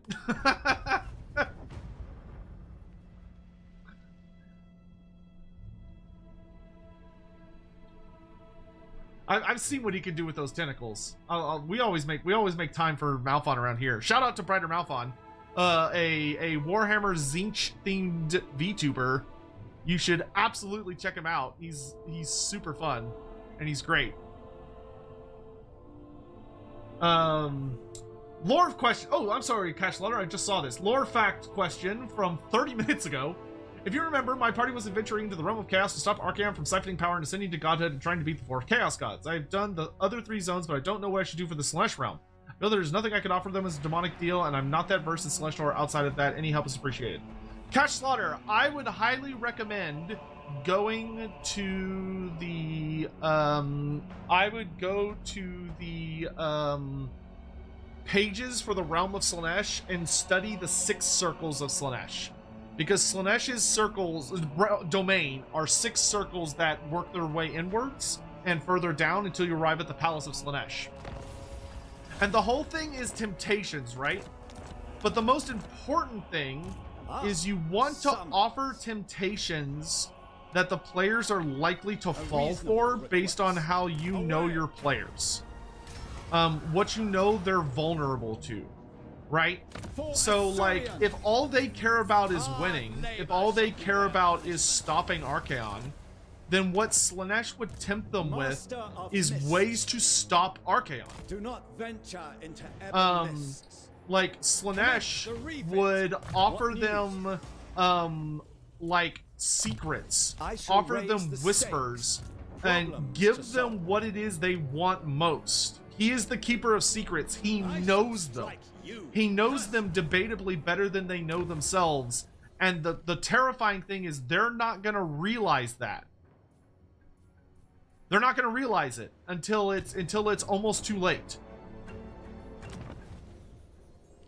Oh wow, I control a ton of positions out here. Why is Teclis in charge of Nagaroth? What does Nagaroth even give him? His spearmen get really goated. He becomes stalk, or he gets stalk, and he gets a ward save against that. No, let's remove him. I'd like to put him in charge. Oh, he's got a turn waiting.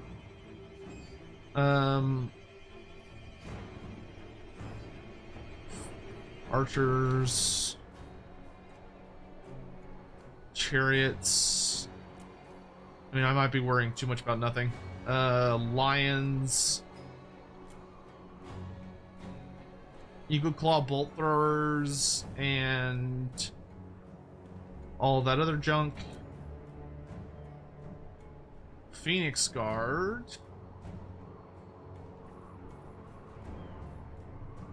Because I've already got somebody else in charge of this. I think I'll put him in charge of Krace. Could be fun.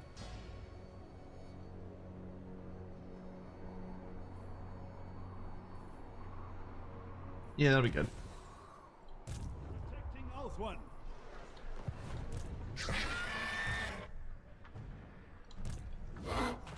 I will do my duty. Oh, we finally arrived at Fate Weaver's Crevasse, huh? A strong leader is needed. What's my favorite of the new lords? For me personally, gameplay-wise, it's probably Aislinn. When it comes to like what they bring to the game as far as like their personal abilities and everything, it's Sail the Faithless. Hey, got up on a Sun Dragon. Let's go. Oh, nice. Sacred Incense on him, on our big boy here. For the good of all. To Althwan's glory. Fortify our position. Siegfried KKP Cheer. X100. Remember viewers, the key to obtain the giveaway is to trust in Sail and provide him with endless devotion and service. Yeah, Sail would never betray you guys. Sail would only guide y'all wisely and carefully along the path to glory. Yeah. Yeah, that's yeah, of course. Yeah, Sail's only gonna give y'all the best advice, dudes. And Sail says you should trust him. You got 3 more minutes for !TIDES. 3 more minutes for !TIDES. This shall serve me well. Who shall serve Althwan? Oh, dude, that rank 9 ship's company, holy shit. Okay, we can start phasing out archers for Sea Guard.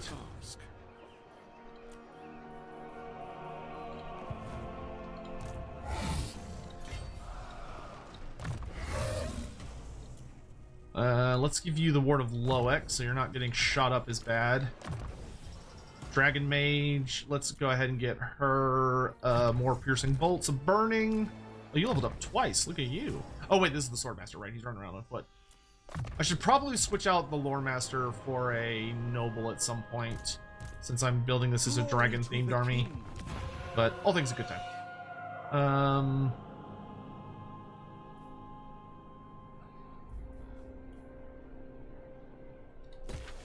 Almost got my Elven trade to the point where it feels like I'm getting enough per turn. We're not quite there yet. Wretched foul lizard thing joins the red host.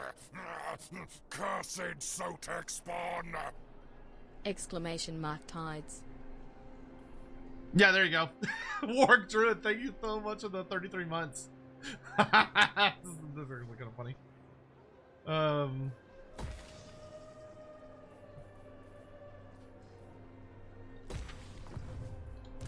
Master of sea and sky. All right, how you doing, my dude? Can I get another construct? Oh yeah, Kimrian War Sphinx and Bone Titan. That's where it's at. That's where it's at. Okay, so we got all the big boy constructs. Sailors are always welcome.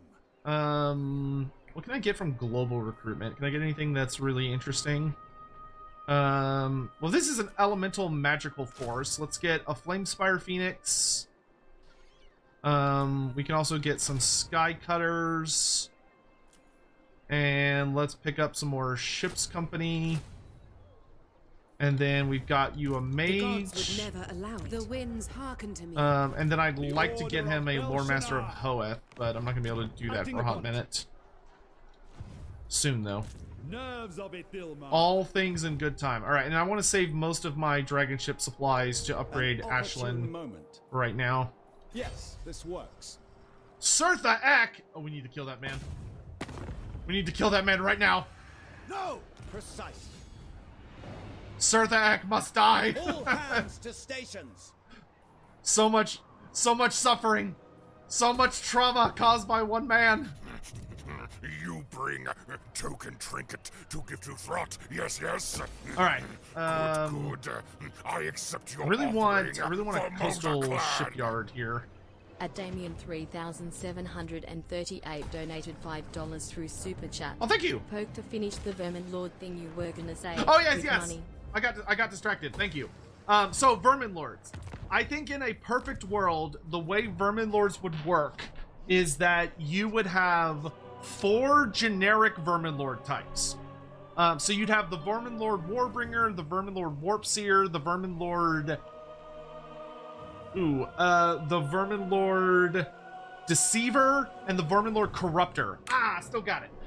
You'd have all 4 of the big bad Vermin Lords available as full-on single entity monster units that are like tier 5 units. And then as the generic Lord option, you would have the Vermin Lord, the Exalted Vermin Lord. So the Exalted Vermin Lord would be like the big bad of your, the Exalted Vermin Lord would be the big bad for your, for like your Lord choice. And he would require you to get a Skaven Lord to like level 30 or level 20, level 30, whatever it is. And then that Skaven Lord would be able to ascend to an Exalted Vermin Lord. And then you would have a legendary hero variant, which would be Screech Vermin King. So you would have like a whole cascade, a whole brah of Vermin Lord options. That's the way I would do it. All right, it's time. Hawk, pull the lever. Who wins a Tides of Torment key on both Twitch and YouTube? On Twitch, congrats to Old McDonald Bob. And on YouTube, congrats to Darwind. If both of you could please send me a DM on Discord.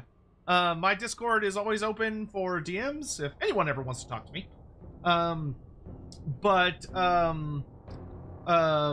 know, though I can't promise I'll respond immediately, I'll respond eventually. I value But cooperation. if any of that, if you please do reach out to me immediately so that we can get you your keys. And we will have one more giveaway just before 6 o'clock.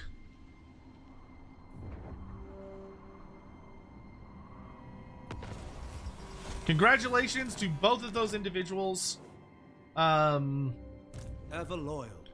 Thank you for your support. Pausing briefly. Hero of the Asa. And yes, thank you very, very much. Can I reach that demon? No, he's like in a really weird spot. All right, let's try cutting him off. Order. Lord of the Phoenix Court. At your service. Poise valor. I serve the king. Okay, let's kick these guys out. We'll replace them for right now with Lothern Seaguard.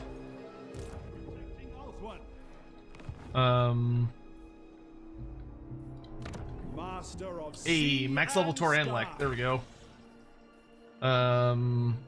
Yeah, the Black Citadel of Anlek. Hell yeah, there we go. And then I would like the big boy military building that gives me all this stuff. How do I get access to Loremasters of Hoeth? peace and strength. Okay, there's the Handmaiden. Is the only way to get... Oh, they come from a tier 4 thing. Jesus. All right. Aislinn, are you at tier 4 yet? Where are you? Report. No, you're only tier 3. Damn it. Okay. Man, I need way more dragon ship supplies. You'd make a pauper blush. Kaboom. Slay them. We're doing fine on money. I need more colonies. Oh, interesting. So you cannot give settlements to confederated factions. Okay. Let's do Etain. I haven't gifted to them in a while. Augment our sphere of influence. Ah, the summons. I actually think I don't want to confederate Commendable most characters in this campaign because I think I'd rather just like keep gifting them settlements. What news? This Foul winds way. ahead. Avast.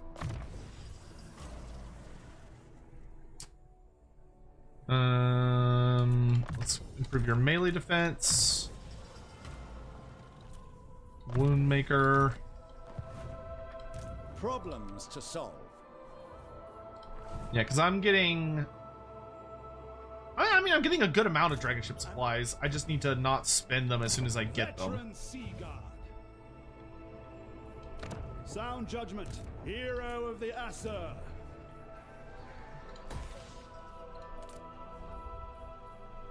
That's the real secret. Do any of these give me dragon ship supplies? This gives me dedication, dragon ship crew growth, which in and of itself is not terrible. But no, it gives me elven trade primarily, which elven trade is good. I can use elven trade for some stuff. I do need as much elven trade as possible.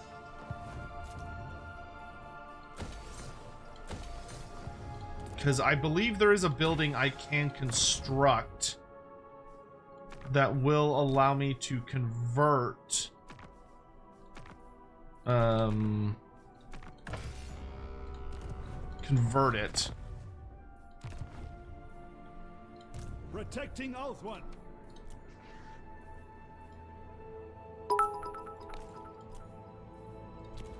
Mr_Vauncheered X100 for final round. Which key do you want me to handle my end? YouTube or Twitch? I'm easy. Let's have you do the Twitch one. That'll be fine.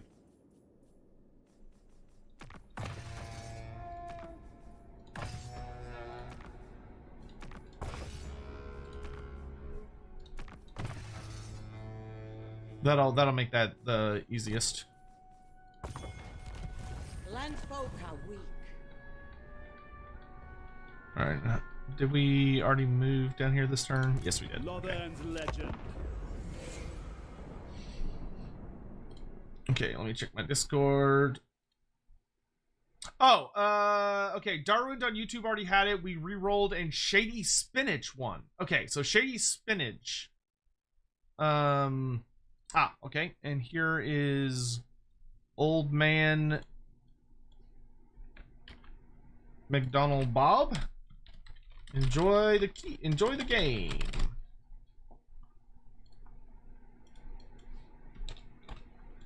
So apparently Shady Spinach won the reroll on YouTube because Darwin declined it because Darwin is such a goat.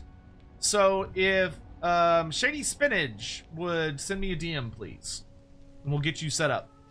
Also, in your DM, Shady Spinach, if you could tell me where you live, because depending on where you live, I'll get the key from a different spot.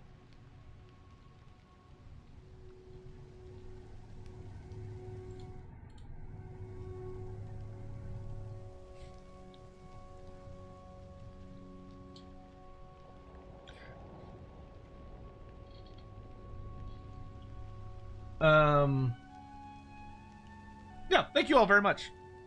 How do I imagine Total War 40k will be? There's a lot of different ways they could do it. The big thing for me is that I hope it's a big galactic focus. Like, I want it to be big, right? I want it to feel like it is absolutely titanic in scale. Because, like, Dawn of War, I feel like, is going to be much more like... Dawn of War 4 is going to be, like, a nice, tight, focused experience, I feel like. So I want Total War to be big. I want Total War to show us what only Total War can do. At Damien 3738 donated $10 through thank you, Super Damien. Chat. 2 quick questions. Mm-hmm. Do you think Galrauch would be LA, Shora LL? Do you think the Tamerkan brothers are even remotely possible, even as a pipe dream like Kush/Nippon/Indiana? Alright, do I think Galrauch will be a Lord or hero? I think Galrauch will very, very, very almost guaranteed likely be a legendary hero. I think Galrauch makes a very easy, straightforward, powerful legendary hero. I think as a legendary lord, he likely would end up having too much overlap with, he would have too much overlap with Egrim von Horseman, who I do genuinely believe that Egrim von Horseman is planned for Total War.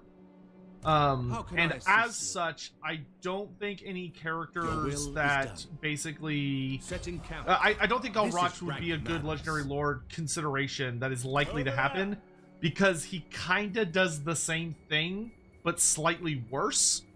Because Galrauch is just a big scary dragon. That's awesome. I love Galrauch, he's super cool, but ultimately he's just a big spooky dragon. Whereas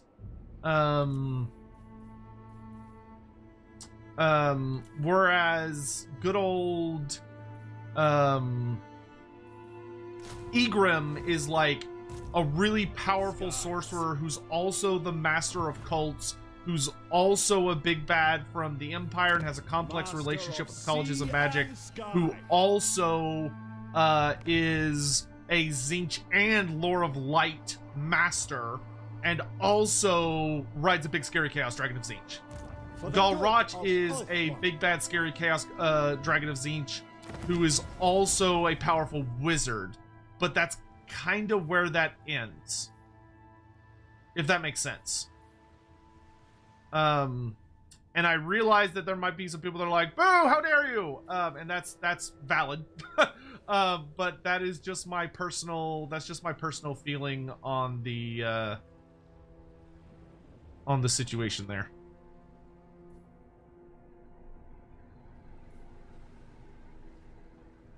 Do any of these give me dragon trade? That gives me more elven trade. I need dragon ship supplies. No, that does that. What about you? This gives me the recruitment. Oh, this gives me the ability to recruit a lot of units that I need, though. So yeah, let's get Banner Toast.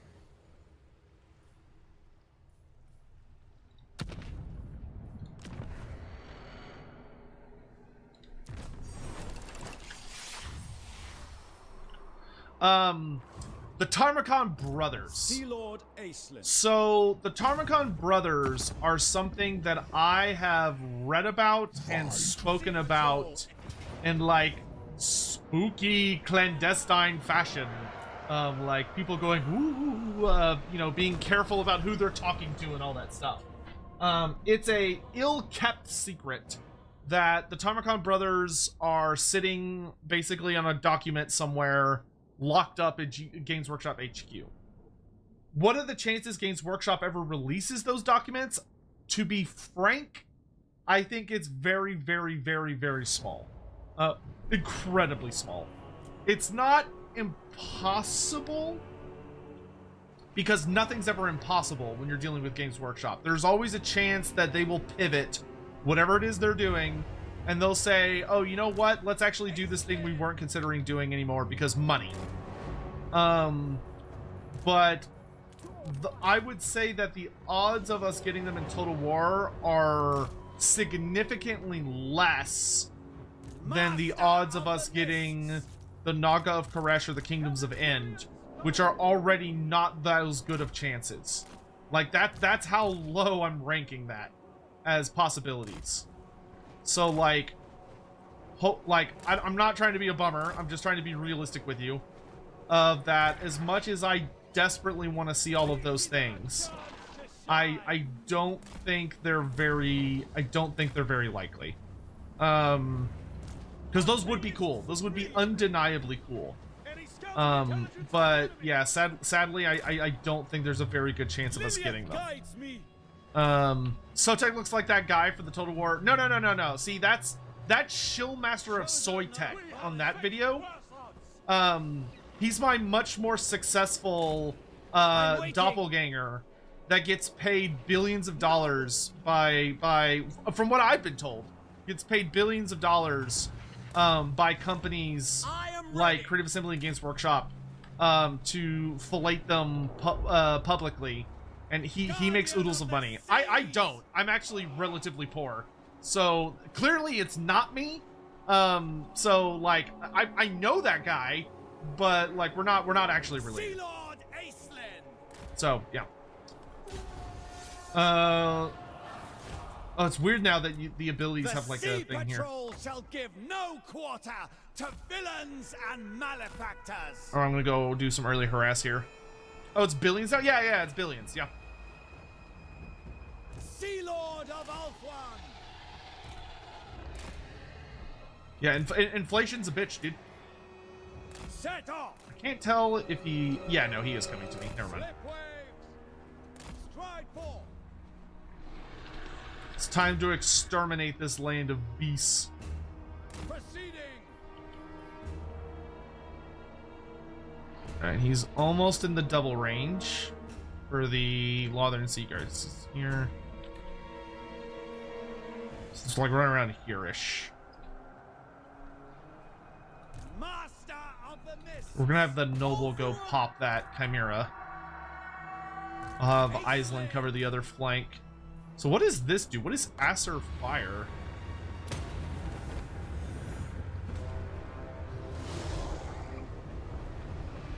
Oh, it lights the ground on fire. Okay, that's neat.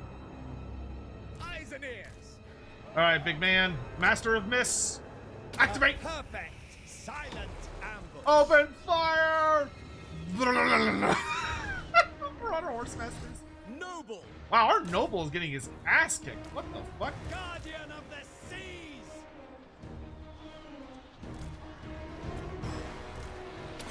Agreed. That fight should be going decently for him, and it's going very poorly. Wisdom. Altering direction.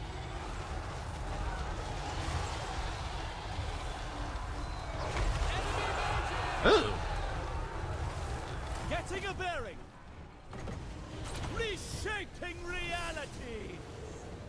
Well, let's use a little magic here Obey me. and get involved to kind of even the situation.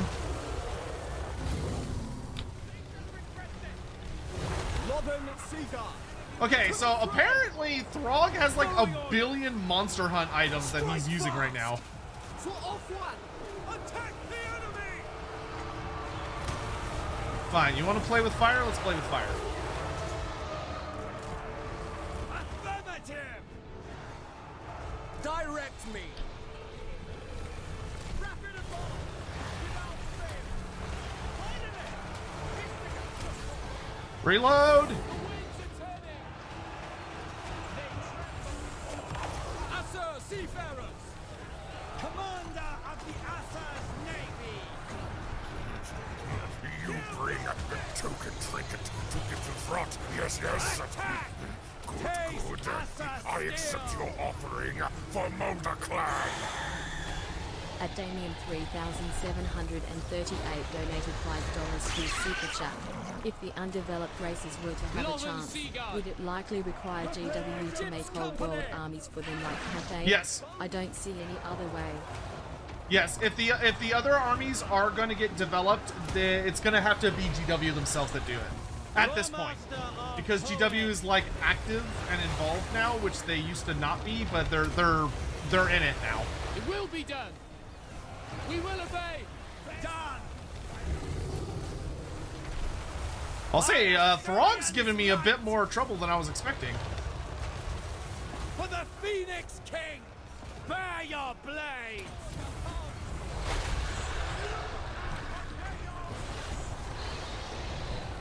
Burn the earth itself! Woof. We will obey. We need to get rid of these chariots. Lakoi! Roxandasa! For our ancestors! Behold the mists! I command the water! Orders received. Asa, advance. Apparently I underestimated Norska. This is getting interesting. Make Oathone proud! Company of the Calendarian, shift location!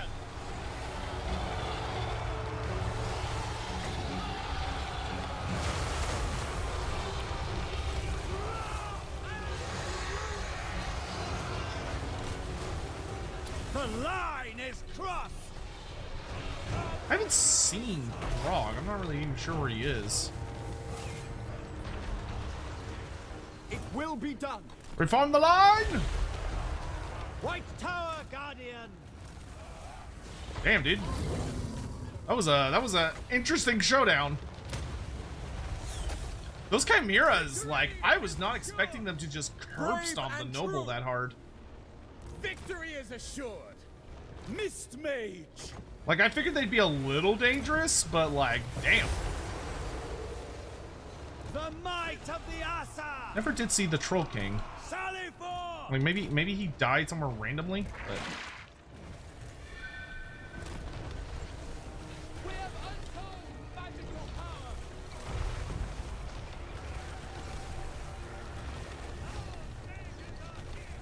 The tides are turning! Alright, we're just gonna speed up time so we can spam Ladriel Shroud and get off maximal heals. But yeah, for the undeveloped races, for them to get made, GW's gonna have to do it. I don't think GW's gonna let CA do it for them. I think they would have to be heavily involved, if not outright making it. At Damien 3738 donated $5 through Super Chat. I don't believe this would ever happen, but if the fantasy announcement was WH4 with all those factions / chaos, would you be excited or sad it's not 40k? That's a silly... Damien, I say this with all my love. With all my love. Oh no, Throg did die, I just missed it. He must have got shot to death. I'll say this with all my love. If you think, for even the slightest fraction of a moment, that if someone turned... I'll put it this way. If you put 2 children in front of me, and one of the children was 40k, embodied in a human being, and the other child was fantasy, embodied in a human being, Augment our sphere of... and you gave me a sword, you gave me a dagger, and said, this is going to be a difficult choice, but in order for one of these children to thrive, you must kill the other. Before you even got to the end of that first sentence, much less the whole moral dilemma of the situation you're presenting to me, I would have stabbed the 40k child like 8 times. Like, not even a question. So, in the hypothetical scenario of, would you be okay with them revealing that it's not actually Warhammer 40k Total War, but instead it's fantasy, it's Total War Warhammer 4 for fantasy?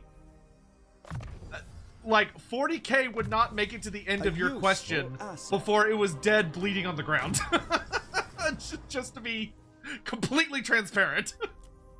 Like, I don't hate 40k, but I don't. I have a very relationship towards it. It's not a setting I really care about that much. Because I don't think Games Workshop does a very good job running it. I think they do a much better job running Fantasy and Age of Sigmar than they do 40k. 40k to me feels less like a setting and more like a cash cow whose only purpose is to pump out endless amounts of Space Marine miniatures to please the like investors in 40k. And that just doesn't interest me. For the good of like, there's not nearly enough. The only factions I really like are the Xenos, and there's not nearly enough focus on the Xenos for my liking. And yeah, I don't really like it that much. I'm not impressed by it. I'm sorry to say. Another disturb. I mean, I'm not that sorry to say, but you know.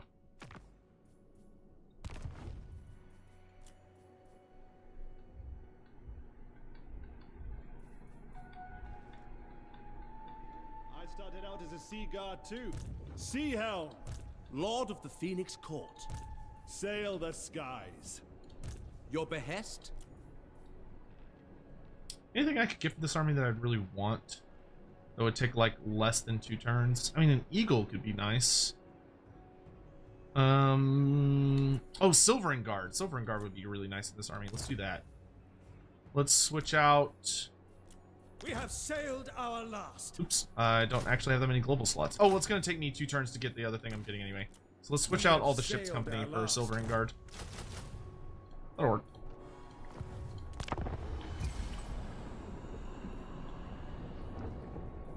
It's going to be AOS as we're getting the end times? Pfft, no, it won't.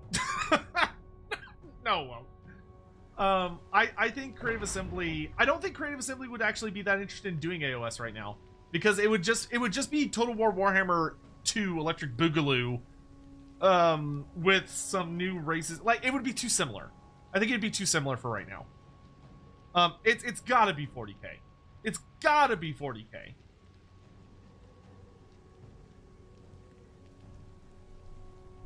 Like, I love the Tyranids. I think the Tyranids are amazing. I think the Tyranids are super cool.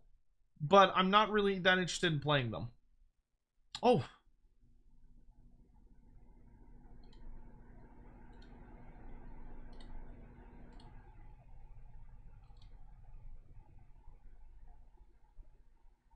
Oh. Hmm.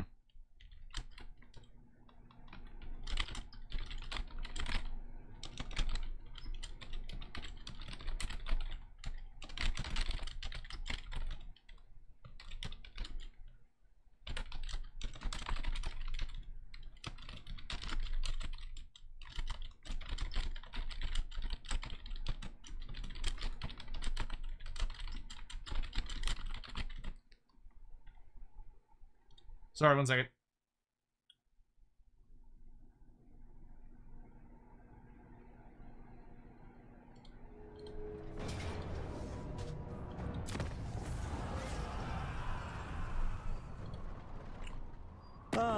Total War Line, brother? Is rare. I don't even know. What would that even be? I'll Confederate Illyrian, actually. Because that'll just turn them into that faction, which is easier for me. Lego Total War would unironically go hard though. Like, I know we're all joking, but like Lego Total War would like genuinely be kind of hot. Like, can we all agree that Lego Total War is kind of fantastic as a concept? Not saying that I would not saying that it should necessarily be like the #1 focus, but like would be kind of cool. Oh, I just accidentally got a bunch of new armies by doing that, didn't I? That I don't want. I was like, why is my... Oh yeah, no. Nope, all you nerds are fired. Get the fuck out of here. I just took over because I don't trust Illyrian to run their own shit. High Elven Archmage. You bring a token trinket to give to Throt. Yes, yes. Yes, yes. Good, good. I accept your offering for Molder The Clan. banner of the Aesir. At Damien 3738 donated $5 through Super Chat. Thank you. RIP Avatar of 40k. You were only 10 seconds old. See how TW aside, do you enjoy AOS or do you have mixed feelings because of the Nerves of real it, world Bill context? No, I love AOS. I absolutely adore Age of Sigmar. I think Age of Sigmar is really, really great. And it has a lot of fantastic things going for it. I understand that there are quite a few people that dislike it because, well, all sorts of different reasons. I don't think there necessarily has to be like one specific, like, reason. But I know for some people, there are things about it they don't like. I hate, to be very transparent, I fucking despised Age of Sigmar when it first came out. When it initially released, I really hated the way that Games Workshop handled the death of fantasy. And the first edition of AOS was also absolute trash. And was super badly made and had a bunch of really frustrating decisions in regards to how they made that whole thing try to work. But I think Age of Sigmar has done an absolutely astronomical amount of work since then to continue making itself better and better and better and better and better and better and better and better and better and better and better. And I genuinely love the setting now. I think it's a fantastic setting and it's got a lot of incredible things going for it. I absolutely adore it. I think it's great.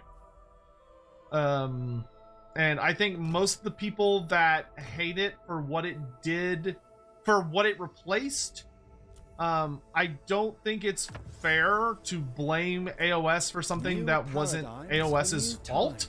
Like, the people that run AOS now are not the same people that made those deeply unpopular decisions back in the day.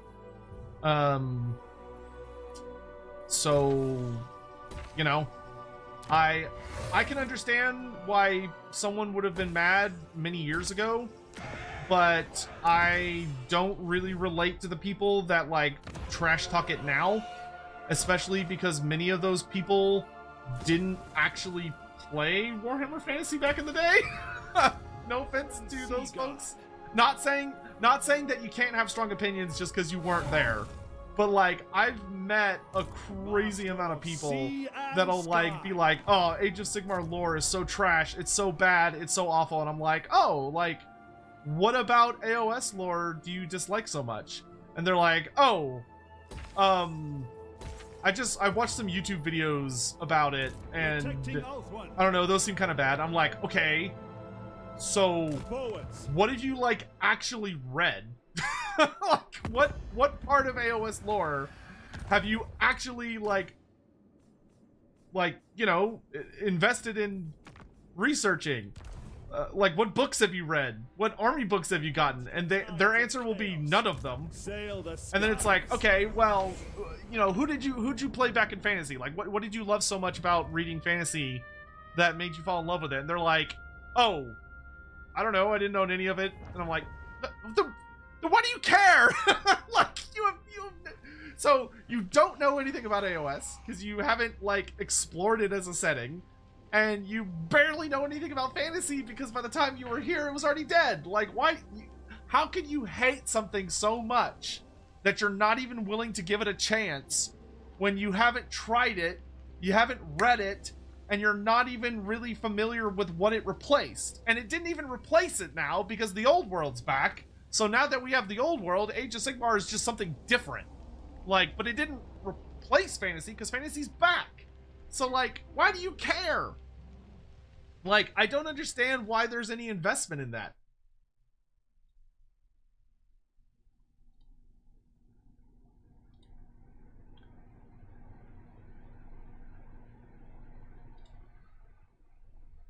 Oh, okay, wait. Hold on a second. Actually, let's try this first. I just realized something. Hold on. Hold on a second. I'm getting some messages about Fanatical I need to mess with.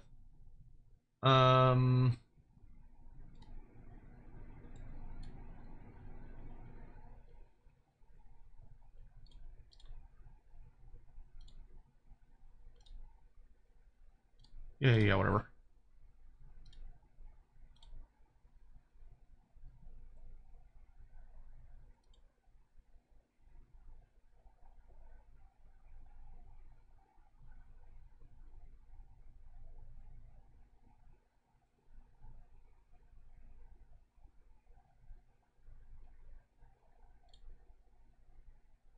Okay, if memory serves, I've just realized I'm stupid. Oh, you need to redeem it on Fanatical itself. I just realized. Okay, something I just realized. If you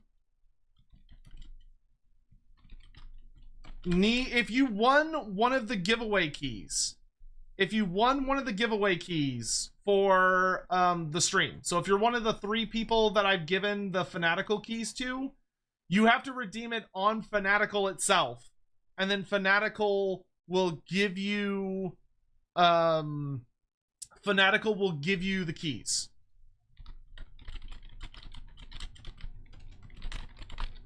I completely forgot about that. Hold on. Let me do this now so I don't forget.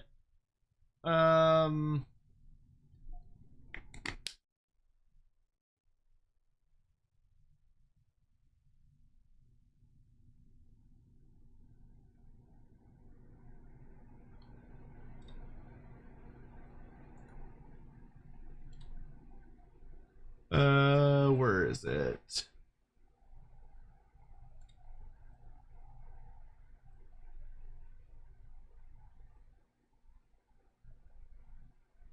You can tell I'm suddenly popular now because I'm getting so many fucking emails from different companies being like, try our game. And it's like, I don't have enough time. I'm sorry. Where is it?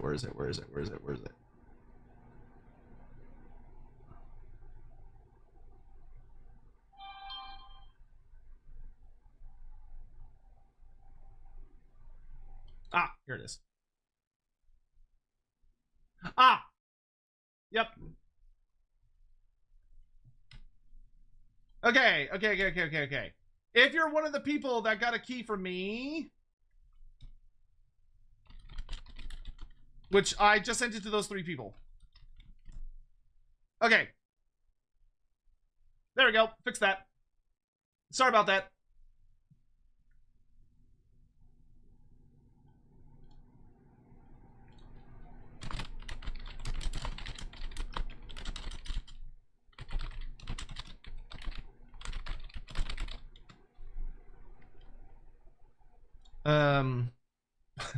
Hold on. I haven't done giveaways in way too long, which is something I actually want to start doing on a very regular basis. Boop.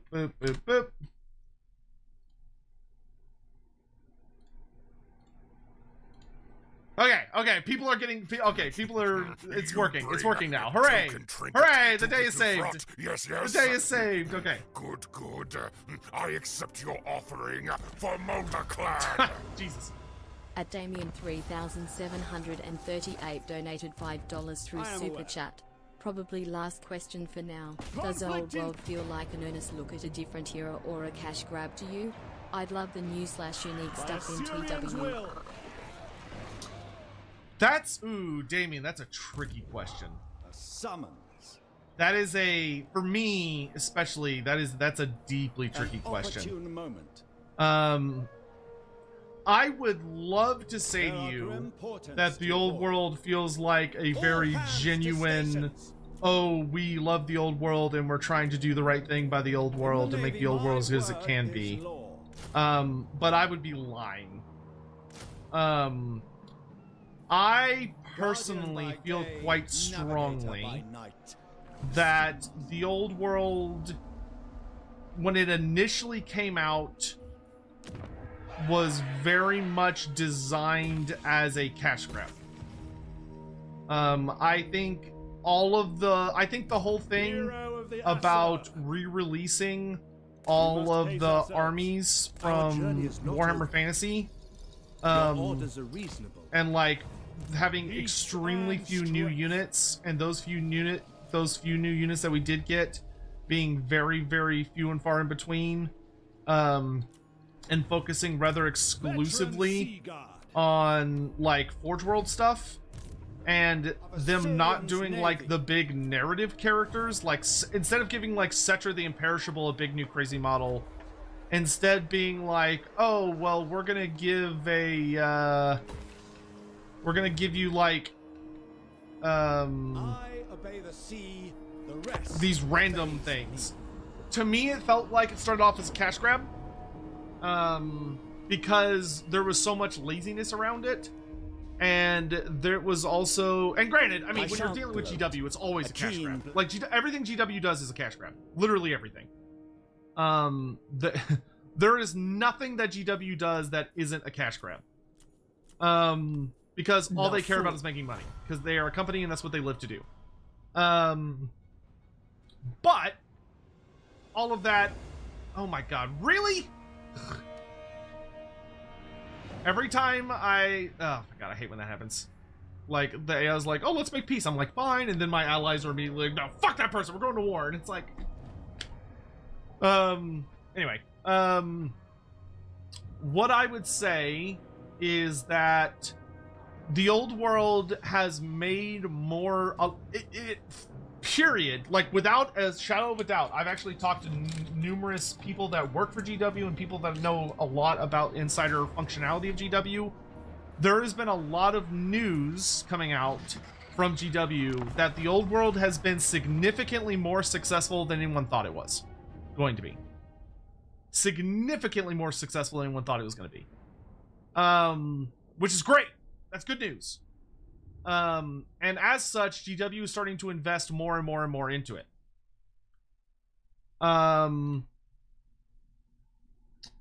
Within that,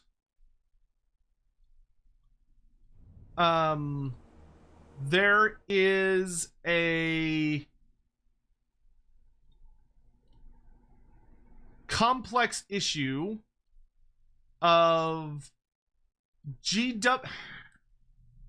I think now Games Workshop cares very much about the whole fucking crazy bullshit thing in regards to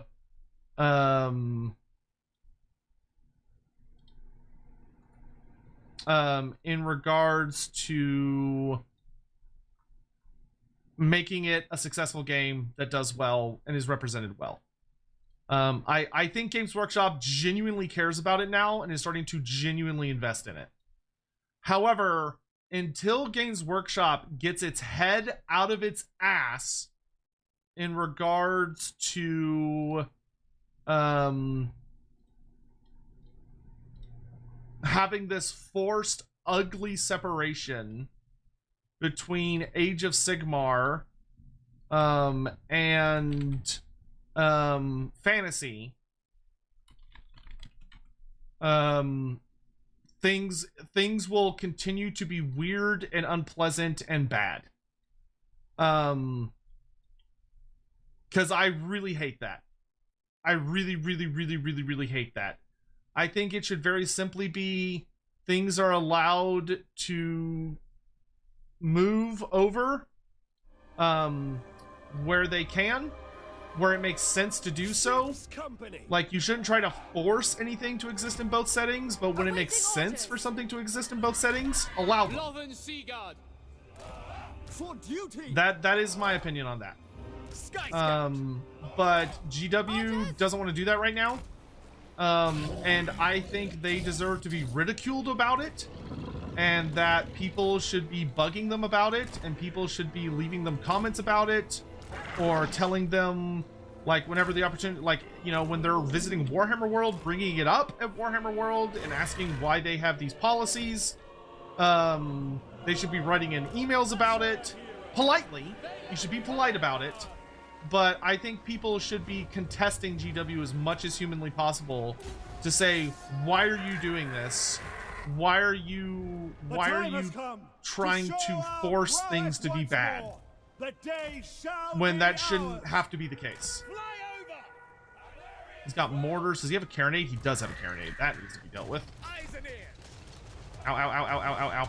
Ow! Ow! Stop shooting me! Fucking vampire fuckos. I will say the AI seems to be using more of its abilities much better than it has been.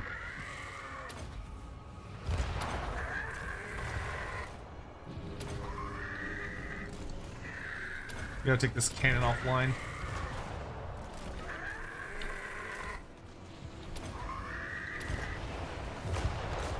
Just go ahead and land on it, fuck it up.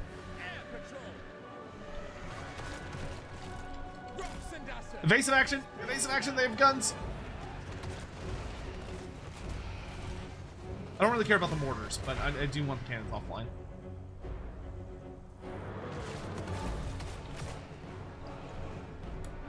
On the way. Oh damn, he's got all sorts of nasty shit. Alright. You take out that. Let's get those deck gunners. Oh, we're definitely gonna take some casualties. The Bone Giant is in range. Boom. Bone Giant, if you could aim for that Grail Knight. Alright, we're just gonna... Oh man, that was painful. Ah, bats, get off me! Sky Scout, we rule the sky. Oh dude, those shotguns are eating my face alive. Mr_Rauncheered X100. Just to confirm with Fanatical, can I buy the bundle then give the code directly to the winner for Info on Steam, or do I have to do something different? Your last mention of them needing to go to Fanatical themselves confused So me. okay, no. So Fanatical gave me some codes. Like the company Fanatical sent me an email and was like, hey, do you want some codes that you can do some giveaways with? And I said yes. That's a very specific different thing. Don't worry about that more. Vorn, if you buy it on Fanatical, you could buy the bundle. They should give you a Steam key, and then you can just give that Steam key to whichever winner that we send your way. That's fine. You should be able to do that without any issues. Yeah, and for the conversation we're having, you know, the same thing goes for like, the same thing goes for 40k and the Horus Heresy, right? Like, there should not need to be some arbitrary force difference between 40k and 30k. There is, but there shouldn't be.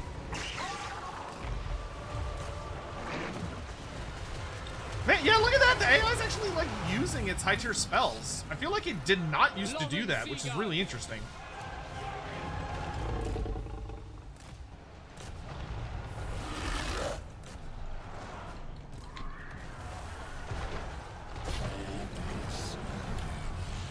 See, where's that knight?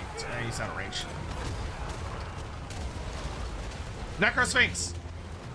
Crush that man's balls! Yes! Winds of magic rise!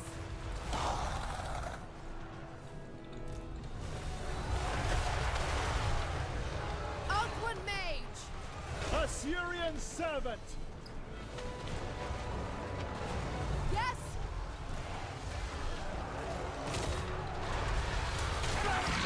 Sea Elementals are absolutely obliterating the Banshees, which is great. Good shit, good shit. Celestia's putting up a fight, though. Awaiting orders! Oh, dude, my Hyro Titan got obliterated. Fuck. It's those shotguns. The shotguns gotta go. Wielder of the winds!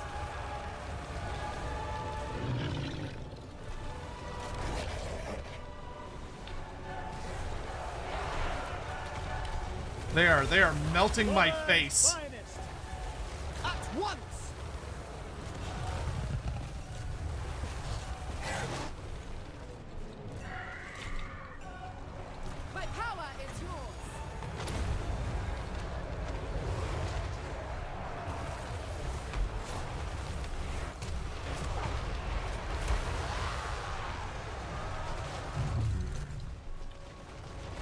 Fuck me, dude. I'm getting torn apart by these things. Sea Helm! Fight with heart! Understood. Oh, the summons are so painful.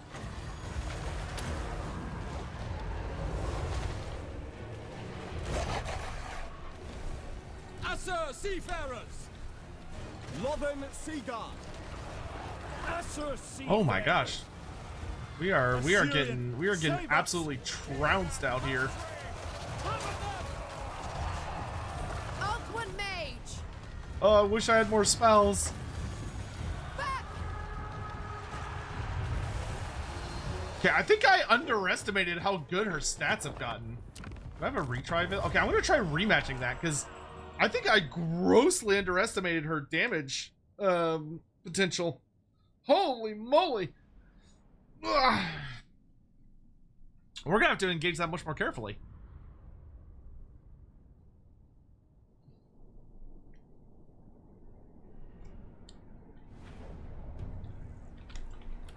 On the lookout. Okay, so we're gonna want to be much more aggressive. Asser seafarers. Naval camaraderie. Wait, is that okay? That's tomorrow. Okay, I was like, holy shit, if that's tonight, I'm about to be in trouble. Awaiting orders. Is backseating allowed? Yeah, just I'll ignore you. But yeah, yeah, sure. Understood. I don't care about backseating, but we're going to be much more aggressive this time than we were last time. We sort of let him come to us, and I'm so used to the AI just sort of like High Mage! going brain dead this late stage in the game. We rule the skies. Kind of wish I had bolt throwers. Like we have the bone giant, which is nice, but the bone giant like doesn't have quite the range to take advantage of that. I fear no evil. I No, shall Doopy, always like, guide my heart and you Doopies, feel defenders of free. Alcuin. Like, if it's something, like, I might go, oh, that's a great idea, and do that, but, like, yeah, it is whatever. Probably last, oh, no, I answered that. Thank you, Damien, for all the super chats, by the way. I really appreciate the support. Dynamo95 cheered. X100. I'm doing a blood campaign ATM and I've conquered most of the Southern Empire, and the humans are now gone. However, now Arbal is invading me, so tips with dealing with corn heavy warriors? Lots of armor piercing. If you can, trying to catch out their lords and get like a good assassination pick is really, really helpful. Okay, I need my infantry to get in there As you command. fast. We want the elementals on the ethereal units. Eyes and ears.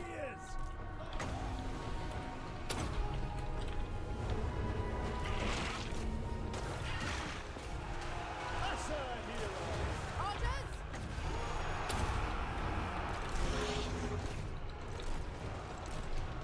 Okay. Sky Cutters, I need y'all to go melee mode and let's shut down these guns Brave idea. so that our big things are able For to duty. get some shit done. Let's see if I can get the Hyro Titan on her. I want archers to focus enemy guns. We gotta get the guns offline. Yes. Loyal. Phoenix. Get away. Let's fly over here.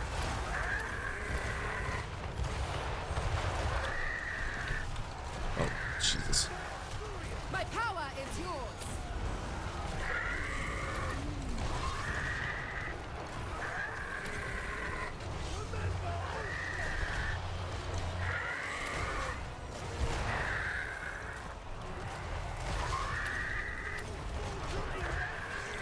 Okay, you get down into that mess. Alcuin Mage! Archers, let's turn. See if we can snipe that dude. Snipe that dude. If y'all can melee mode onto the deck droppers. Kimmery and War Sphinx. Let's go get into these guns. Just give the word. You guys, if we could, jeez, let's get rid of the bats. Alcuin Mage!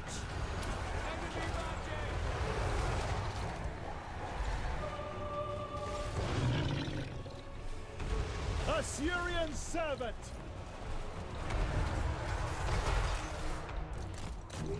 Check out that carronade. Stay on those deck droppers. Oh, what I would not give for some bigger spells. Let's see if we can't keep the Phoenix alive. Awaiting orders. Oh no, still army losses. Damn! Alright, well, we'll fall back to where we can, though we'll have our guys do as much damage as possible. Because our dudes are unbreakable, so they'll fight till the bitter end here.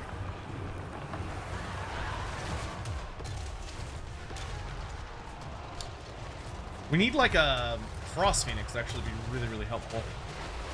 Oh my lordy! Solostra's got some mean shit going on. Loyal.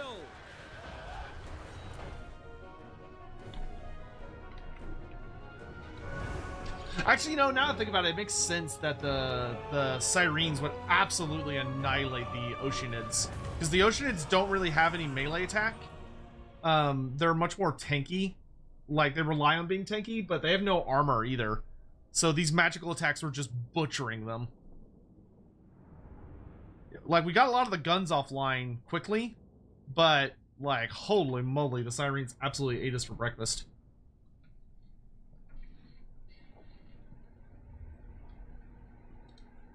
Oh gosh, time. Alright. It's time for the final giveaway! What should be the final...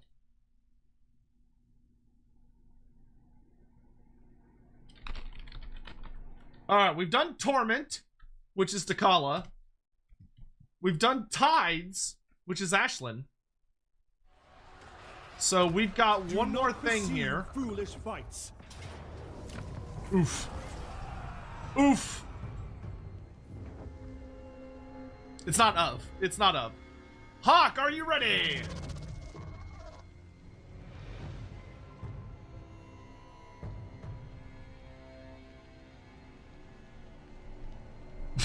Exclamation mark of. Alright, now I'm pissed. Now I'm gonna have to send Aislinn over here.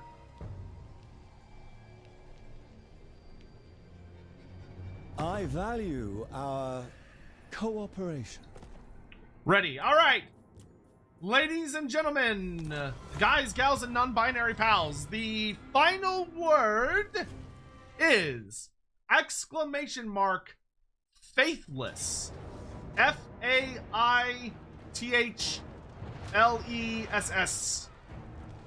Faithless is the final keyword. This is it. This is the last giveaway today. There will be one on YouTube, one on Twitch. My cause is just, and my people are protected.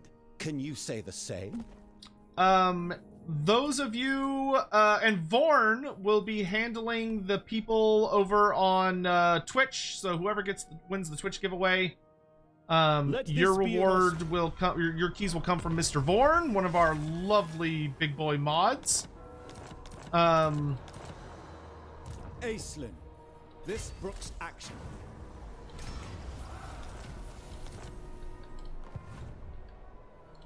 Problems to solve. Yeah, I didn't even realize time. Guardian by day, navigator by night. Dynamo 95 cheered. X100. Are there any of the Ultuani kingdoms that don't have an associated unit? And if so, what would you add for them? Sorry, 1 second.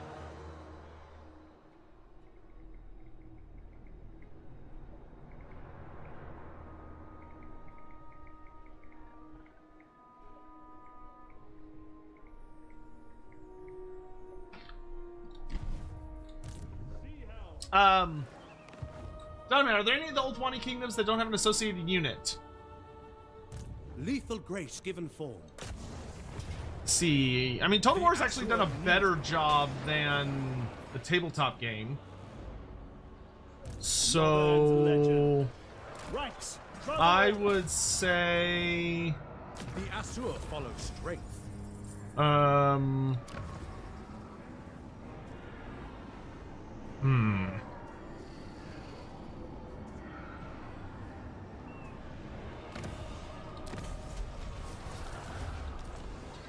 At your service. See, Krace, we have the White Lions. Tirnock, we have Chariots.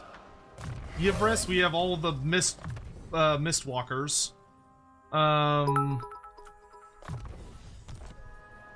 Siegfried KKP cheered. X100. This sure is a sale of faithless. That's stupid. Shut up. Dork. Poised valor. I would say... Well, okay, hold on. Let me actually look at one here for a minute. Safari, we have the Swordmasters. Itane, we have the Lothern Sea Guard. Krace, not Krace. Kalidor, we have Dragons and Dragon Princes. Illyrian, we have the Illyrian Reavers. Tirnock, we have the Tirnock Chariots. Nagaryth, we have Shadow Warriors. Krace, we have the White Lions and the War Lions. Kathik. Master of magic. Kathik would probably be the closest. You know, we have the Sisters of Avalorn for Avalorn. The Warden of Yeah, I would say Kathik is probably in the worst position in that scheme. Kathik doesn't really have, but like that's kind of just how Kathik is in the lore. Is they don't really necessarily. You could argue Ship's Company, because Kathik is one of like the preeminent naval kingdoms. But it's a bit of a stretch. I think it just kind of depends. I feel empowered. But I would say they would probably be the biggest example. They'd be the weakest example, is what I would say. Oh, there we go. That should give me a lot more dragon ship supplies per turn.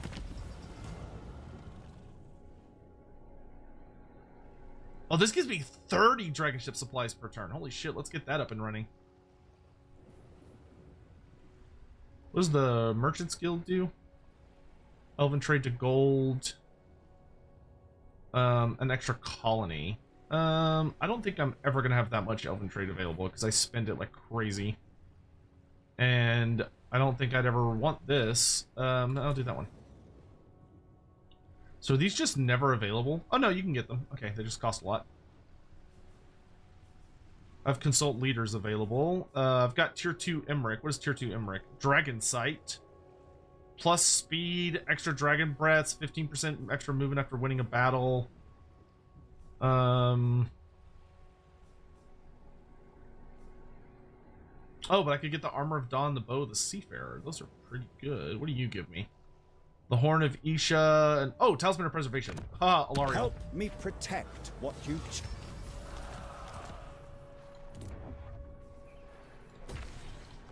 Alariel all day, every day.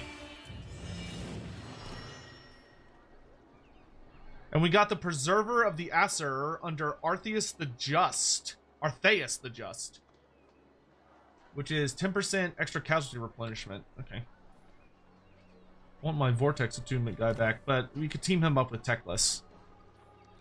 High Loremaster of Hoeth. Get off that Phoenix! Sir. You can ride a horse. I will allow the horse, but a Phoenix? Not in this house. You're not going out dressed like that. We are not having a slutty Phoenix riding Teclis in this house. No, sir. No, sir!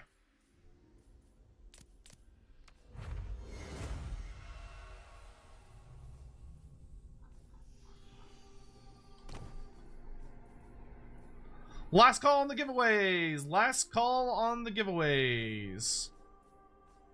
Caradrine is bugged in your game. Didn't get the Phoenix. Could you please submit a bug report on the Total War forums? Power grows. That would be swell. I command if you could be, if you could be so inclined.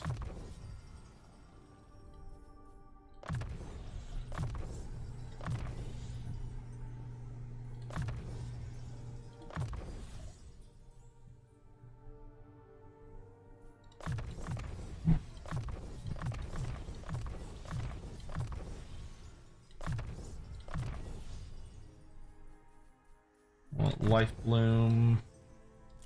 Wild Heart Life Leeching. This is no meager prize. Have you any skills? Because you're going to be my construct army. My infinite knowledge is yours.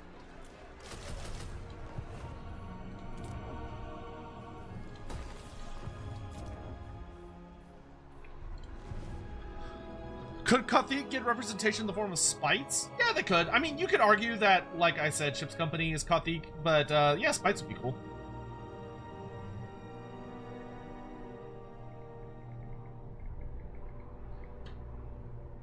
All right.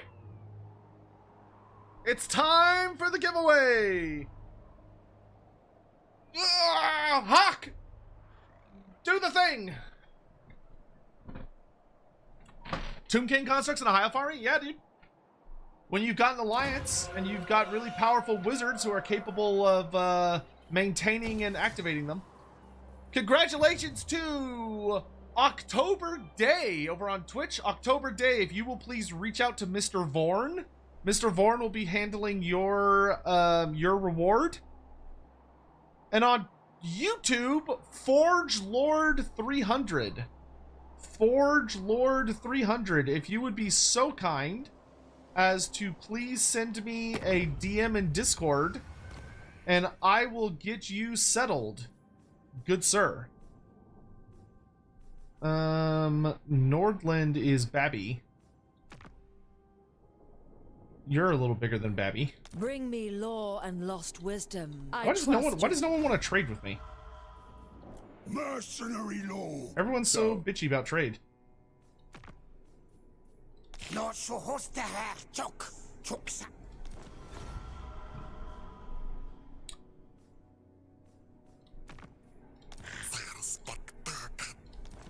Okay, we have non-aggression with all the lizard men.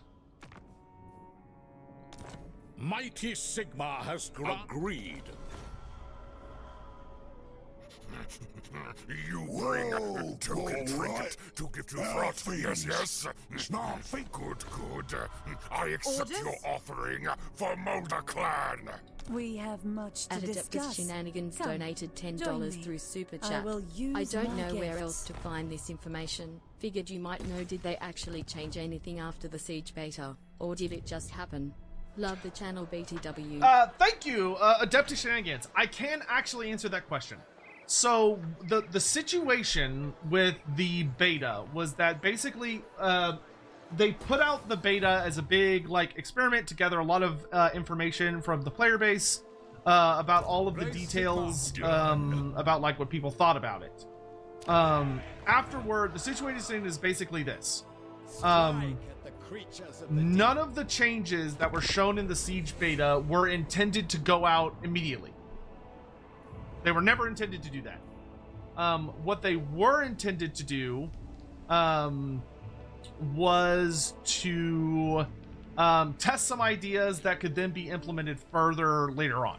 So basically, they gathered a ton of data to reinforce or figure out what they want to test with the next Siege beta. There is the Siege beta Part 2 Electric Boogaloo is expected to come out sometime early next year, where they're going to test a new wave of ideas, because the goal is to do a big Siege update, but they don't want to do the update until they're absolutely sure that all of the changes that they're implementing are changes that the community will enjoy and actually use and play with. So what we're doing right now is we're basically waiting for them to finish whatever it is they're working on for the next Siege beta update, and then we'll go into a new beta. However, certain things like updating the new ladder asset. So like, for instance, a lot of the community really preferred the new ladders, where the ladders were like a super cheap siege equipment piece that you built before going into a battle instead of the butt ladders. So CA is very likely going to be implementing ooh, I love these. I love the Vampire Coast items. Let's take the Armor of the Oceans. they very, very, very, very, very, very, very likely are going to be implementing the all of the goodies from the first Siege beta in regards to like the new ladders. But in order to do that, and for it to be up to like the CA appropriate standards, they need to go in and make new ladder assets for each of the playable races. Because you likely noticed that during the beta, all of the ladders were just like these really goofy, like generic assets. None of them were actually like unique to the various factions that people were playing. And as such, those couldn't be released as they were because that would be really bad looking and ugly and yada yada yada. So they said, okay, so what we're gonna do is we're basically gonna hold off until this stuff is ready to go out. And once it's ready to go out, then we'll send it out. But it is not yet ready to go out. So right now, there is nothing for you guys other than to, unfortunately, patiently wait. I imagine as soon as the assets are done for the new ladders, where every single race has its own unique ladder types, or ladder assets, that update will probably just be released very, very quickly. But I don't know how long that's gonna take. So we'll see what happens. There's also like a couple of other things like I think that's gonna get focused on. Like I highly suspect we're going to see a pretty significant investment into figuring out what they want to do as far as like dealing with like the gate bug and dealing with other like problematic elements. But it's one of those things that we just kind of have to wait and see. Adeptus Shenanigans cheered. X100. Okay, awesome. Thanks. I was trying to find any information on what you're saying. I appreciate your input. Been playing Total War for years and love the Siege beta changes and was wondering when. Yeah, I also dramatically preferred the beta changes as well.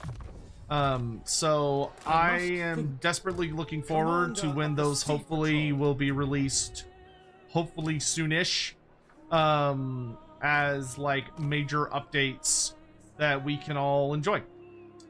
And until then, you know, hang out as best we can. All right, my dudes. We have finished all the giveaways. I am all caught up on super chats and everything, and I am gonna go play card games. I'm gonna go get. I'm gonna go do some stuff, but I got things to do today, and like hang out with my IRL buds and stuff. So I hope you all had a lovely time doing whatever it is you're up to. But this is gonna be it for me today.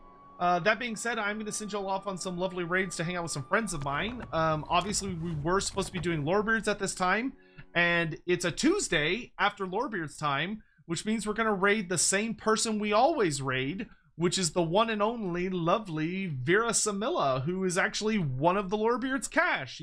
She's one of our lovely employees. So we're going to be heading over and giving her a raid, but I just want to thank you all for coming by today. I do intend to do more giveaways in the future, though what exactly we'll be giving away and when, you know, stay tuned. I do know that Lorebeards, I have actually been getting some goodies that we're going to be giving away on Lorebeards, some physical items of the 40k variety, that I hope you're all looking forward to. But that is it for me today. I hope you had fun. I'll see you guys more tomorrow. Till then, please take care. Have a lovely day, and bye-bye. Say hi to Vera for me.